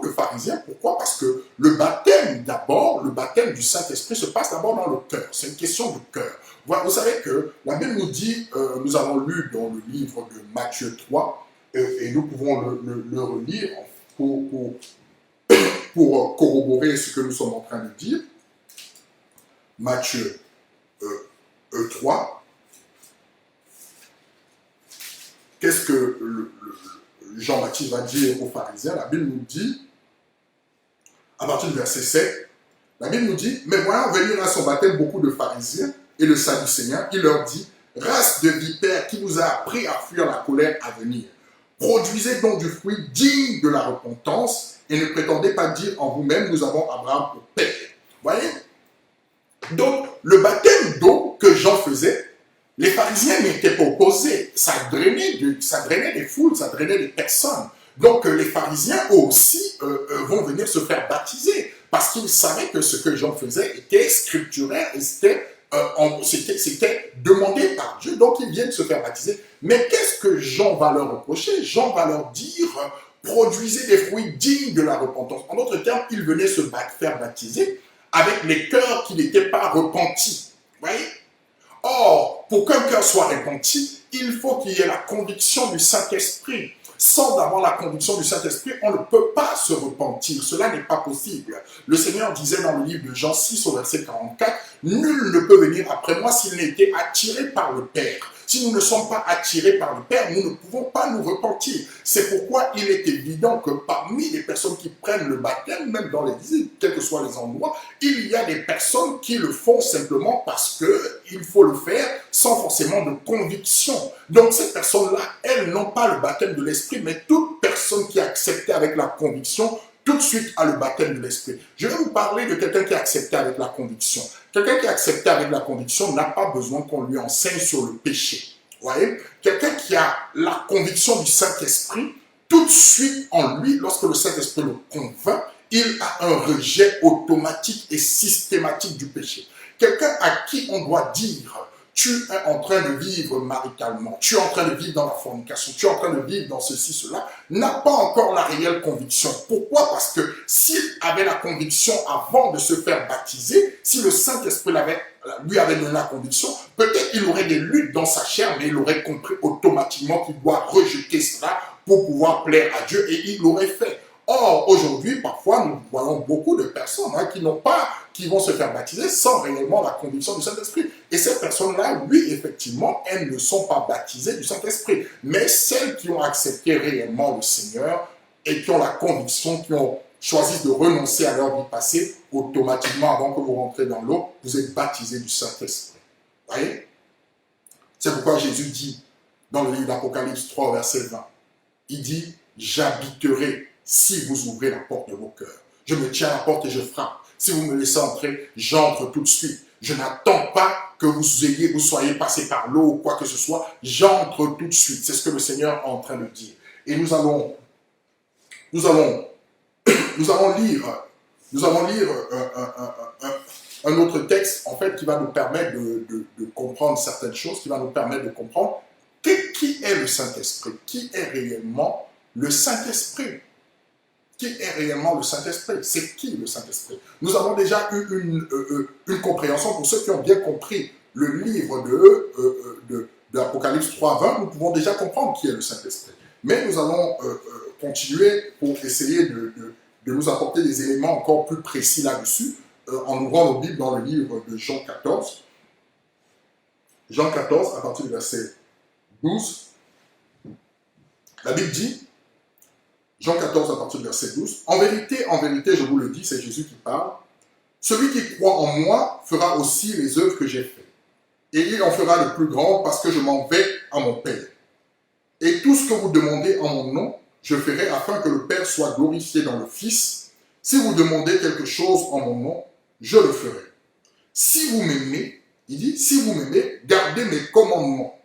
Et moi, je prierai le Père et il vous donnera un autre consolateur. » Il dit, et moi je prierai le Père afin qu'il... Non, j'ai sauté. Il dit, et moi je prierai le Père et il vous donnera un autre consolateur. Voyez? Ici, lorsqu'on lit cela, lorsqu'on dit, je prierai le Père et il vous donnera un autre consolateur, autre veut dire, lorsque nous l'entendons comme ça, nous pouvons penser qu'il s'agit d'une autre personne que Jésus. Vous voyez? Nous pouvons penser qu'il s'agit d'une autre personne. Mais Jésus était comment je pourrais dire ça? J'allais dire un amoureux des paraboles. Jésus aimait beaucoup parler en parabole. Pourquoi? Parce que la parabole a une particularité, c'est qu'elle n'est pas faite pour être comprise par tout le monde. Elle n'est faite que pour être comprise par ceux à qui elle est destinée. Vous voyez? Quelqu'un peut se retrouver au milieu de vous, parler en parabole. Si vous n'avez pas compris, si cela ne vous est pas destiné, vous pouvez ne pas percevoir le sens et mal interpréter ce qu'il est en train de dire. Or, il s'adresse à des personnes qui sont capables de décoder son message. Et nous, en tant qu'enfants de Dieu, nous voulons décoder ce message. Quelqu'un qui est allé à l'école de théologie va lire ce chapitre, il va dire un autre consolateur, il va dire un autre. Donc, il va réfléchir dans une réflexion qui est une réflexion humaine. Donc, il va dire autre, ça veut dire que ce n'est pas lui. Mais continuons notre lecture. Je prierai le Père et il vous donnera un autre consolateur afin qu'il demeure éternellement avec vous. L'esprit de vérité que le monde ne peut recevoir. parce qu'il ne le voit pas, point, et ne le connaît point. Il dit l'esprit de vérité que le monde, ce consolateur, là, c'est l'esprit de vérité que le monde ne peut recevoir parce qu'il ne le voit point et ne le connaît point.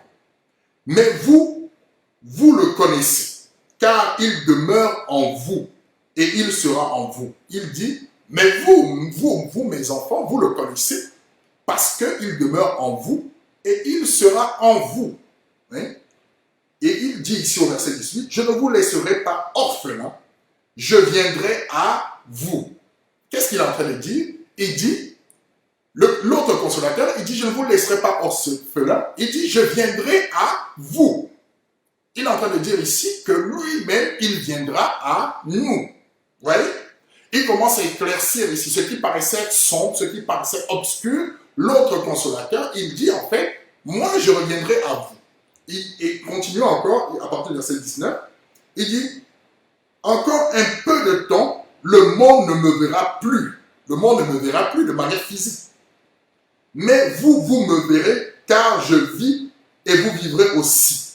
Il dit, encore un peu de temps, et le monde ne me verra plus. Mais vous, vous me verrez, car je vis et vous me verrez aussi. En ce jour-là, il dit, en ce jour-là, vous connaîtrez que je suis en mon Père et que vous êtes en moi. Et que je suis en vous. Il dit, et que je suis en vous. Voyez? Il est en train de dire, ici, je viendrai à vous, et vous, le monde ne me verra plus, mais vous, vous me verrez. Et il dit, parce que je suis en vous.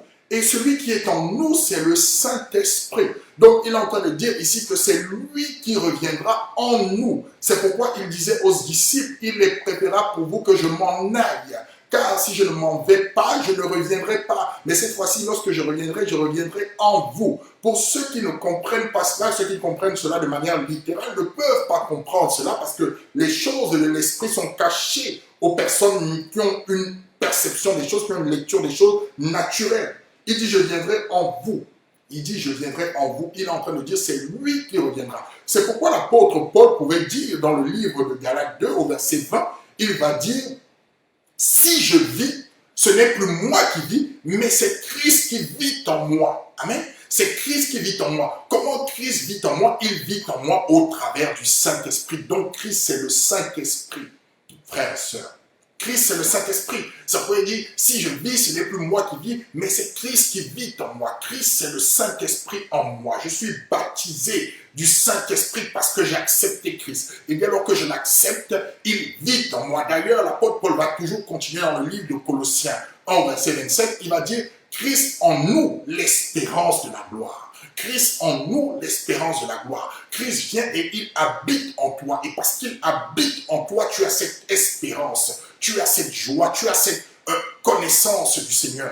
Vous voyez? Donc, c'est pour que nous comprenions dès aujourd'hui, à partir d'aujourd'hui, comprenons que lorsque nous acceptons le Seigneur Jésus, il nous baptise automatiquement du Saint-Esprit. Le baptême du Saint-Esprit, ça veut simplement dire qu'il vient et il habite en nous. C'est aussi simple que cela.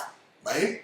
Le baptême de feu, c'est encore une autre chose. Nous ne parlons pas de cela aujourd'hui. C'est la manifestation de manière extraordinaire des choses de Dieu. Oui, nous comprenons. Mais le baptême du Saint-Esprit, c'est le Seigneur qui vient et habite en nous. Il vient et habite directement en nous. Donc, il faut que tu saches que si tu as accepté le Seigneur, si tu as cru et tu l'as accepté sincèrement, tu as cru en lui, tu es déjà baptisé du Saint-Esprit. Tu as déjà Dieu qui habite en toi. Autrement dit, si tu mourais, tu n'appartiendrais pas à Dieu. Mais la preuve en est aujourd'hui que si tu meurs, quel que soit celui qui t'arrive, tu appartiens à Dieu et tu es le temple du Saint-Esprit. C'est pourquoi il dit dans 1 Corinthiens 3, ne savez-vous pas, et 1 Corinthiens 6, ne savez-vous pas que vous êtes le temple du Saint-Esprit? Ne sais-tu pas que tu es l'habitation de Dieu? Ne sais-tu pas que Dieu habite en toi? Ne sais-tu pas que la présence de Dieu est en toi? Et pourquoi la présence de Dieu est en toi? Il a dit, je vous enverrai le consolateur. Pourquoi le consolateur? Le consolateur, c'est celui qui vient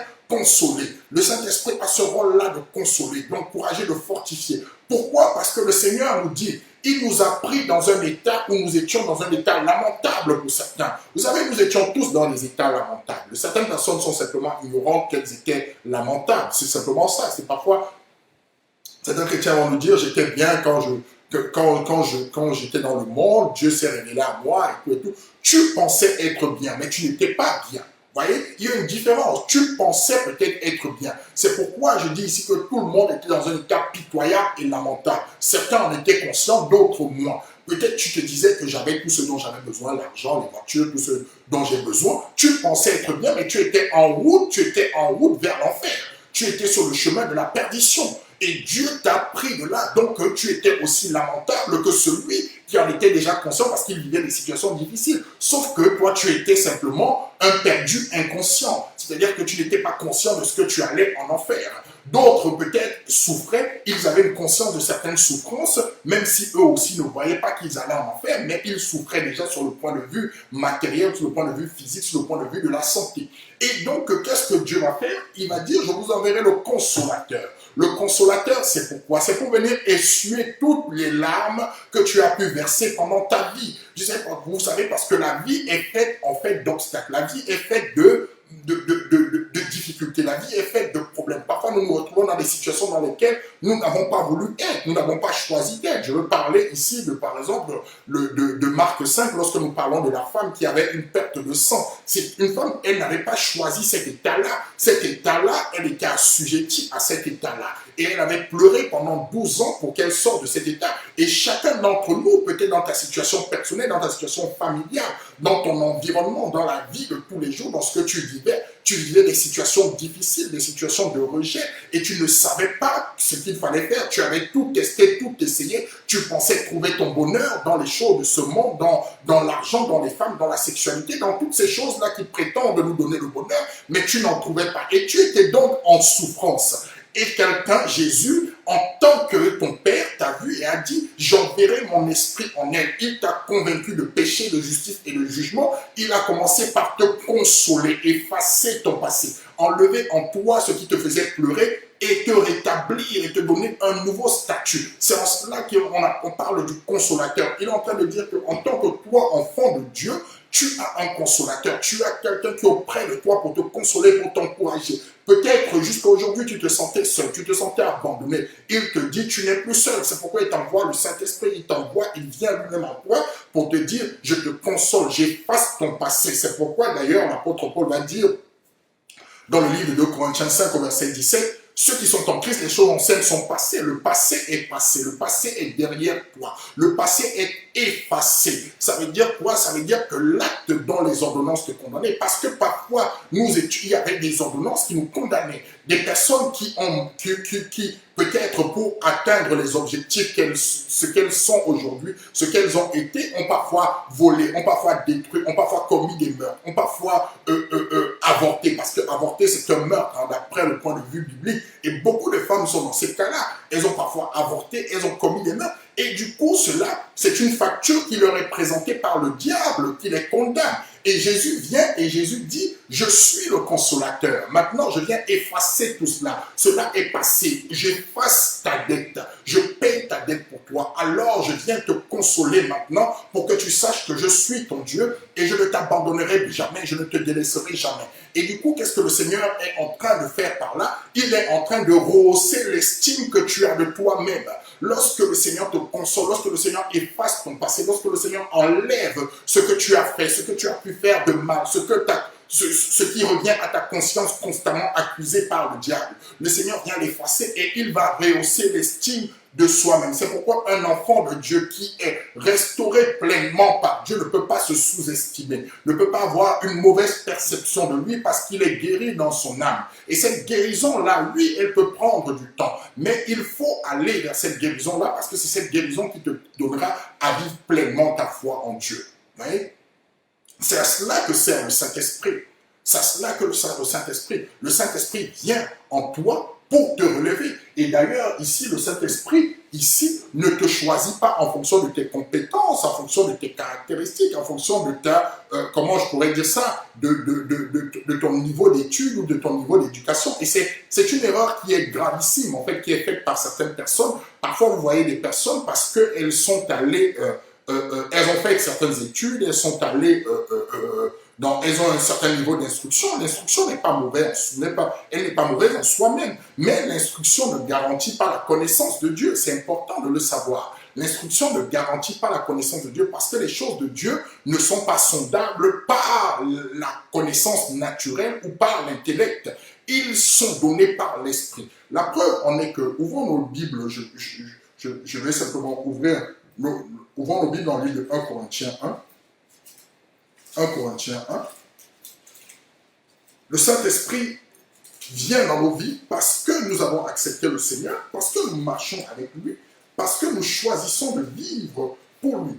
1 Corinthiens 1, l'apôtre Paul va dire quelque chose d'essentiel ici, qui nous concerne tous, à partir du verset 26. L'apôtre Paul va dire ceci, 1 Corinthiens 1, verset 26. « Considérez, frères, que parmi vous, qui avez été appelés, il n'y a ni beaucoup de sages selon la chair, ni beaucoup de puissants, ni beaucoup de nobles, mais Dieu a choisi les choses folles du monde pour confondre les sages. Dieu a choisi les choses faibles du monde pour confondre les forts.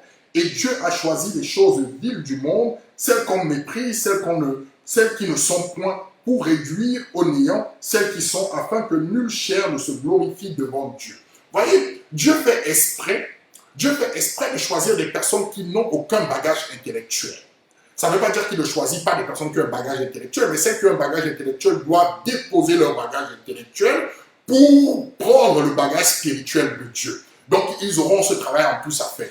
Donc, Dieu vient ici, Dieu dit qu'il a choisi les choses faibles du monde pour confondre les fortes. Celles qui ont de la valeur pour confondre celles qui n'en ont pas. Pourquoi? Parce que Dieu veut se glorifier. Dieu ne veut pas qu'une personne puisse dire « c'est à cause de mes connaissances, à cause de mes compétences que je suis capable de faire ceci ». Ce que nous l'avons de Dieu. Nous pouvons parce que Dieu nous donne à pouvoir. Nous ne faisons pas parce que nous avons la capacité de faire. Notre capacité nous vient de Dieu, disait l'apôtre Paul. Notre capacité nous vient de Dieu. C'est pourquoi Dieu va prendre des personnes qui sont sans instruction parfois et des personnes qui sont assidues, qui l'aiment réellement. Au travers de son esprit, il va commencer à leur enseigner de sorte que lorsque Pierre pouvait s'exprimer devant le Sanhédrin juif, il leur demandait, il se posait des questions, il se disait, mais où a-t-il appris, dans quelle école il a été? Parce que la sagesse de Dieu est supérieure à la sagesse des hommes. Et la Bible nous dit, là où commence, là où s'arrête la sagesse des hommes, commence la sagesse de Dieu. La folie des hommes, ou la folie de Dieu est sagesse pour les hommes. Vous voyez, Dieu est au-dessus de toute personne. Et Dieu va nous montrer en tant qu'enfant de Dieu,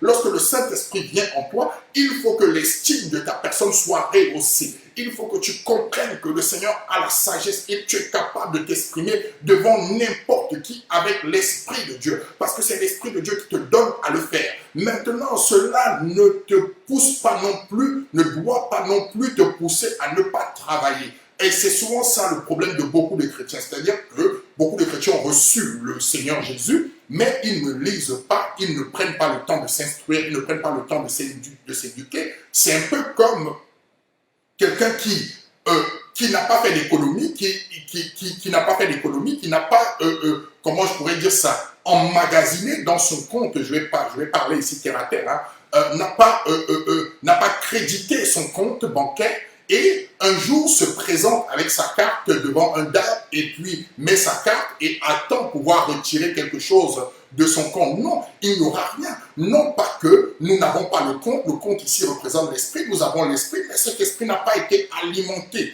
n'a pas été nourri, n'a pas été travaillé, on n'a pas pris le temps. Et c'est ce qui arrive parfois à beaucoup de chrétiens, de sorte que vous pouvez avoir des chrétiens qui ont plusieurs années dans le Seigneur, comme l'apôtre Paul lui posait la question dans le livre d'Hébreux 5, il disait, vous en êtes encore au lait spirituel. Beaucoup de chrétiens en sont encore au lait spirituel. Et elles pensent que, en fait, Dieu leur donnera tout. Cela n'est pas vrai. Il faut travailler, mais Dieu ne s'appuie pas sur ton travail, Dieu ne s'appuie pas sur ses compétences pour te choisir. Cependant, dès lors qu'il t'a choisi, il faut que tu travailles de manière assidue, que tu médites la parole de Dieu, que tu pries, que tu entretiennes l'esprit en toi pour que tu sois fort. Et lorsque tu commences à entretenir l'esprit en toi, tu commences à connaître le Seigneur, tu commences à savoir qui Dieu est pour toi, tu commences à savoir qui est Dieu. Alors la rehausse de ton estime de soi commence aussi à se faire. Commence aussi à grandir. Tu n'as plus honte de celui que tu es. Tu n'as plus honte de Dieu. Tu n'as plus peur de t'exprimer devant les hommes parce que tu sais qui tu es.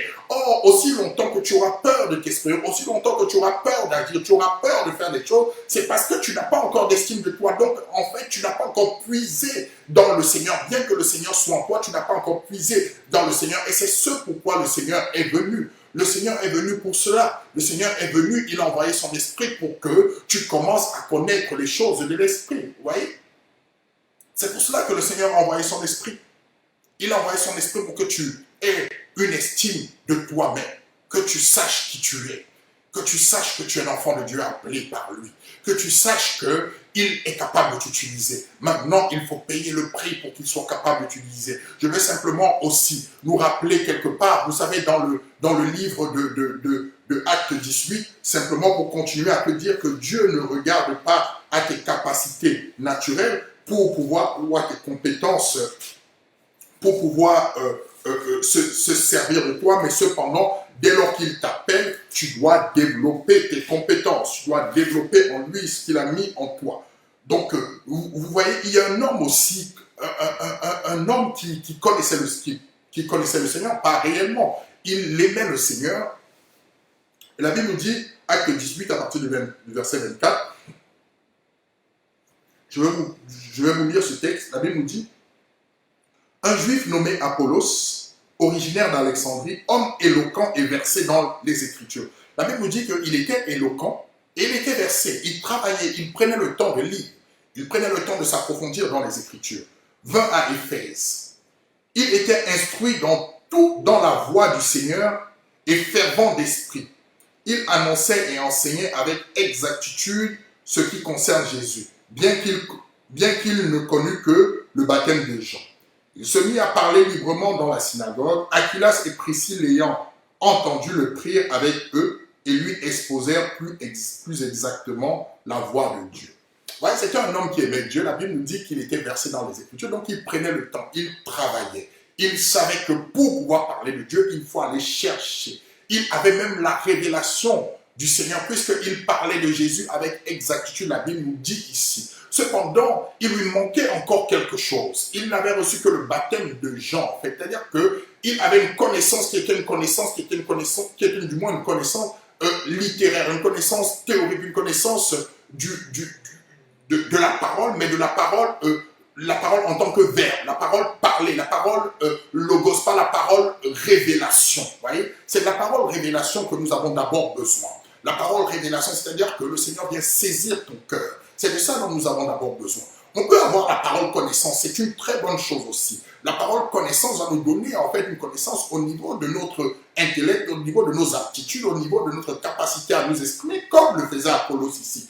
Et alors, les hommes, il y a un homme, une femme et un homme, un couple d'ailleurs, qui vont lui expliquer avec exactitude qui était Christ. Ce couple-là, avec lui, ce couple-là, il avait la parole révélation, il avait la connaissance révélée de Dieu. Donc, ils vont expliquer à celui qui n'avait pas la connaissance révélée, bien que celui qui n'avait pas la connaissance révélée était plus éloquent qu'eux, il était plus instruit qu'eux, mais cependant, il lui manquait quelque chose, il lui manquait la parole révélée. Et cette parole révélée, tu l'as déjà dès que tu acceptes Christ. Tu as comme Seigneur et Sauveur personnel, donc Christ se révèle à toi. Mais maintenant, il faut travailler cette parole-là pour pouvoir grandir, pour pouvoir connaître les choses de Christ. C'est pourquoi nous allons lire dans le livre de 1 Corinthiens 2, comprendre pourquoi le Saint-Esprit vient en nous. Le Saint-Esprit vient en nous pour des objectifs bien précis. Il vient te consoler, mais il vient aussi te permettre d'œuvrer pour le Seigneur avec une pleine et entière connaissance du Seigneur pour que tu sois puissant, pour que tu sois, quand je parle de puissance, je ne suis pas en train de parler de puissance parce que parfois les mots sont galvaudés, je ne suis pas en train de parler de puissance dans le terme matériel, dans le sens matériel du terme, je ne suis pas en train de parler de puissance dans le sens exhibitionnisme du terme. Vous voyez, ce n'est pas de ça qu'il s'agit ici. Il s'agit d'être puissant dans l'accomplissement de ce que Dieu veut que tu accomplisses. C'est de ça dont je suis en train de parler ici. Parce que parfois, dans le siècle dans lequel nous vivons, nous appelons puissance l'exhibitionnisme. Donc, je veux vraiment que nous fassions attention à cela, de ne pas confondre le terme. Quoique la puissance de Dieu se manifeste aussi, mais faisons attention à l'exhibitionnisme. Donc, voilà un peu. Nous allons lire 1 Corinthiens 2.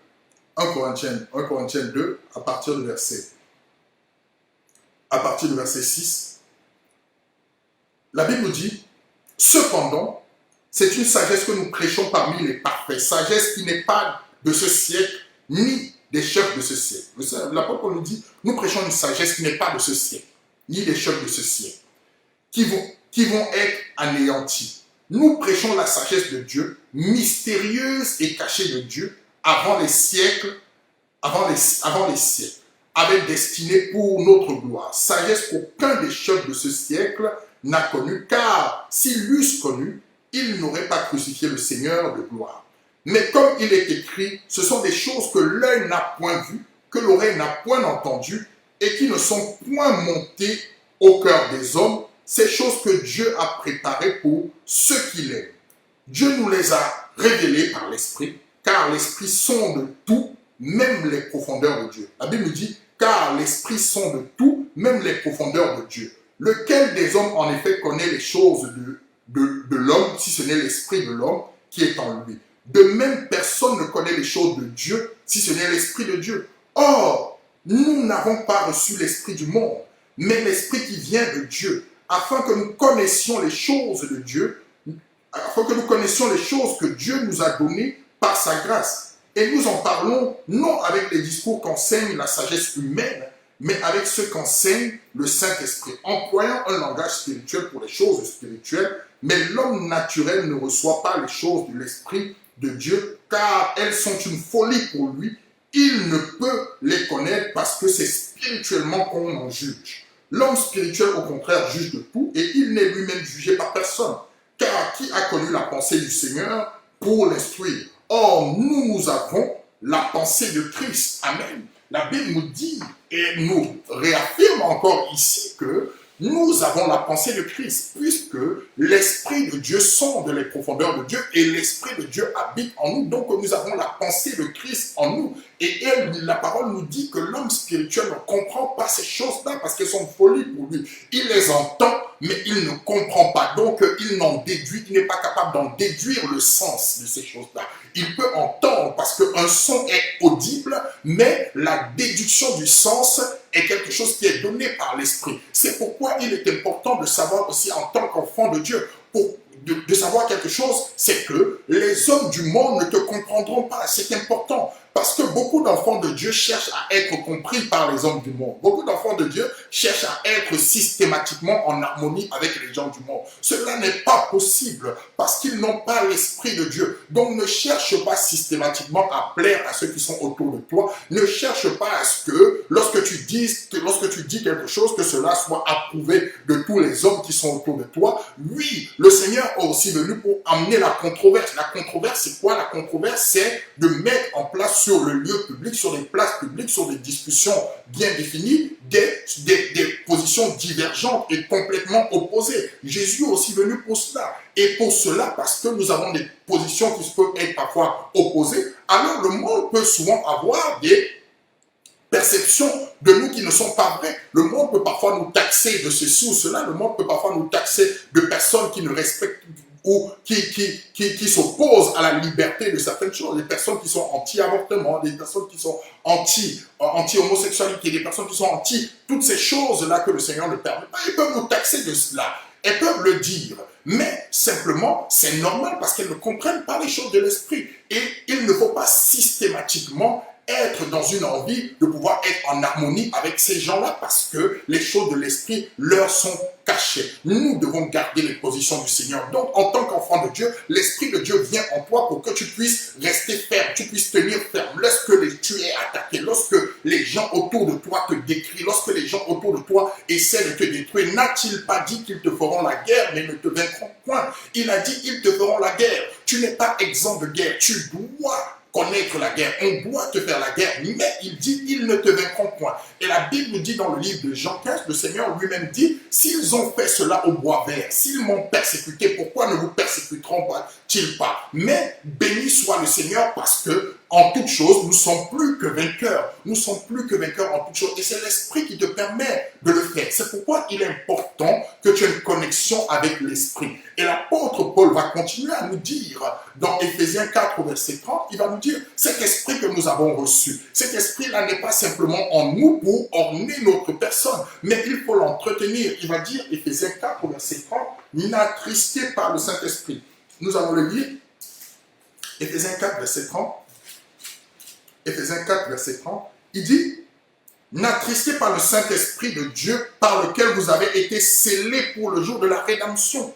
N'attristez pas le Saint-Esprit de Dieu par lequel vous avez été scellés. C'est-à-dire le Saint-Esprit a mis son tampon en vous. Vous avez été scellés pour la rédemption. Il dit de ne pas l'attrister. En d'autres termes, ça veut dire quoi? Nous devons entretenir le Saint-Esprit en nous. Nous devons entretenir le Saint-Esprit en nous. Comme un athlète s'entraîne et fait des exercices physique pour pouvoir garder la forme, nous devons entretenir le Saint-Esprit en nous. Et lorsque le Saint-Esprit est entretenu en nous, nul ne peut se tenir devant toi. Nul ne peut résister devant toi. Parce que ce n'est pas toi qui combats, mais c'est Dieu en toi qui combat. Puisque le Saint-Esprit te dit aussi, et le Seigneur te dit, celui qui est en toi est plus fort que celui qui est dans le monde. Celui qui est dans le monde essaiera de t'attaquer, mais la Bible te dit, celui qui est en toi est plus fort que celui qui est dans le monde. C'est pourquoi tu dois entretenir le Saint-Esprit. C'est pourquoi nous devons nous efforcer à marcher dans la sainteté. C'est pourquoi nous devons nous efforcer à être en harmonie avec Dieu. C'est pourquoi nous devons servir Dieu avec une bonne conscience.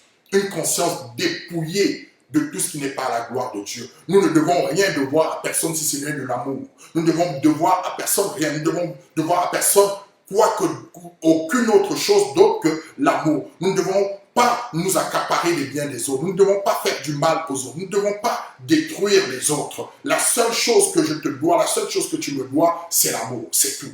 À part cela, nous ne nous devons rien. Nous nous devons simplement de l'amour. Et lorsque nous avons fait cela, l'Esprit de Dieu prend plaisir en nous et il s'occupe de nous. Et comme le Seigneur le disait, même si le cheval est équipé pour la bataille, la délivrance appartient à Dieu. Même si tu as les aptitudes, il faut simplement que tu te soumettes à Dieu parce que ta délivrance viendra du Seigneur Jésus. Et c'est ce à quoi nous voulons nous atteler en gardant le Saint-Esprit, en renouvelant le Saint-Esprit en nous. Donc, ce que je voulais simplement, ce que le Seigneur voulait te dire ce matin, c'est que le Saint-Esprit est en toi. Le Saint-Esprit, tu l'as reçu dès lors que tu as accepté le Seigneur comme ton Seigneur et Sauveur personnel.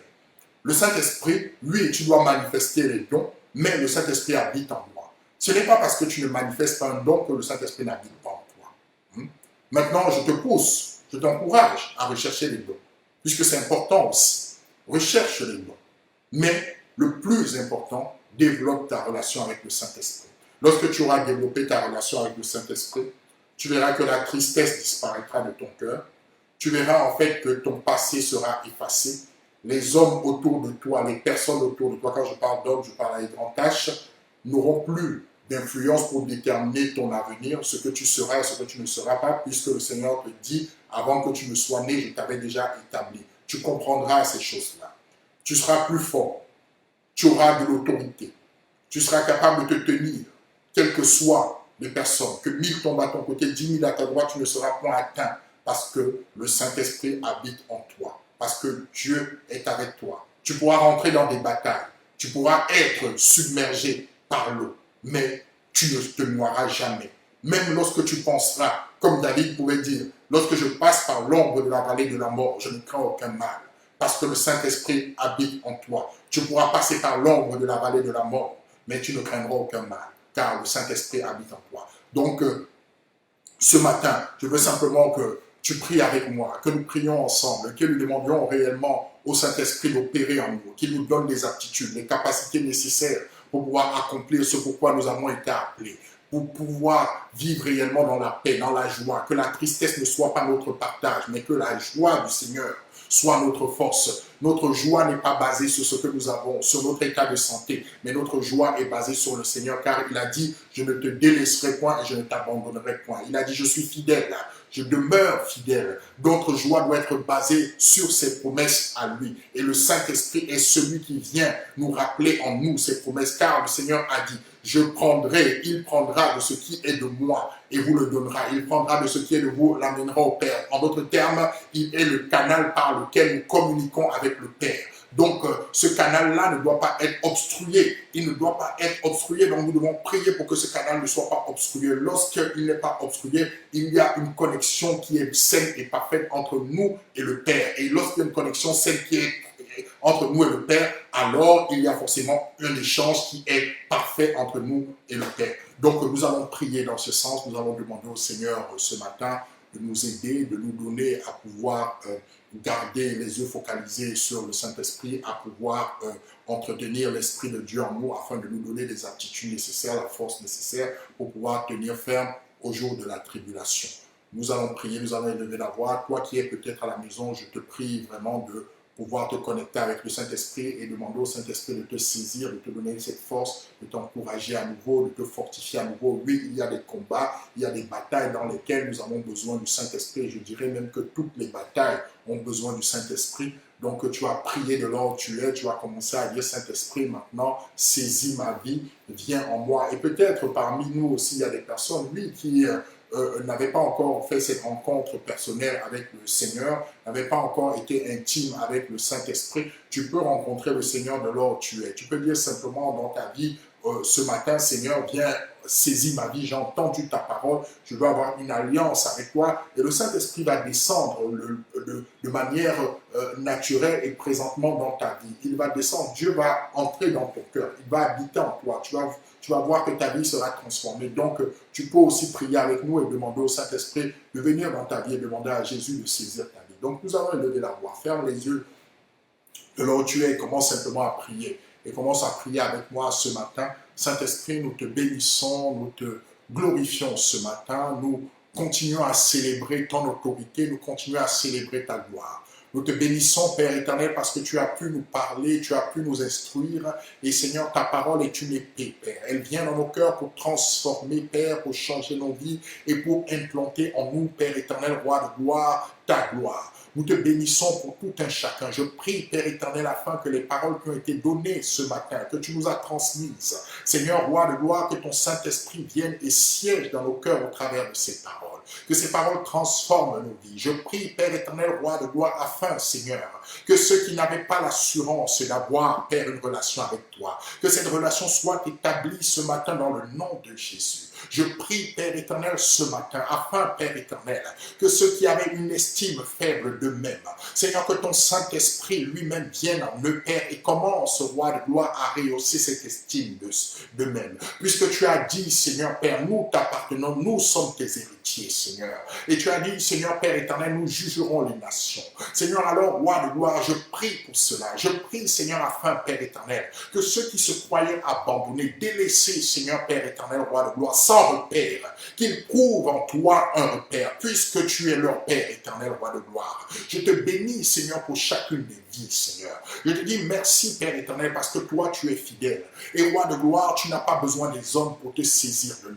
Alors saisis-toi de chacun d'entre nous, Seigneur. Je veux te bénir, Père éternel, pour nous, pour chacun d'entre nous, afin que chacun d'entre nous puisse entretenir la relation qu'il a avec toi. Car tu as dit, Seigneur, de ne pas attrister ton esprit. Alors, Seigneur, je prie, Père éternel, afin, mon Dieu, que tout obstacle, toute chose qui pouvait attrister ton esprit en nous, que cela disparaisse ce matin dans le nom de Jésus et que ton esprit seul nous guide.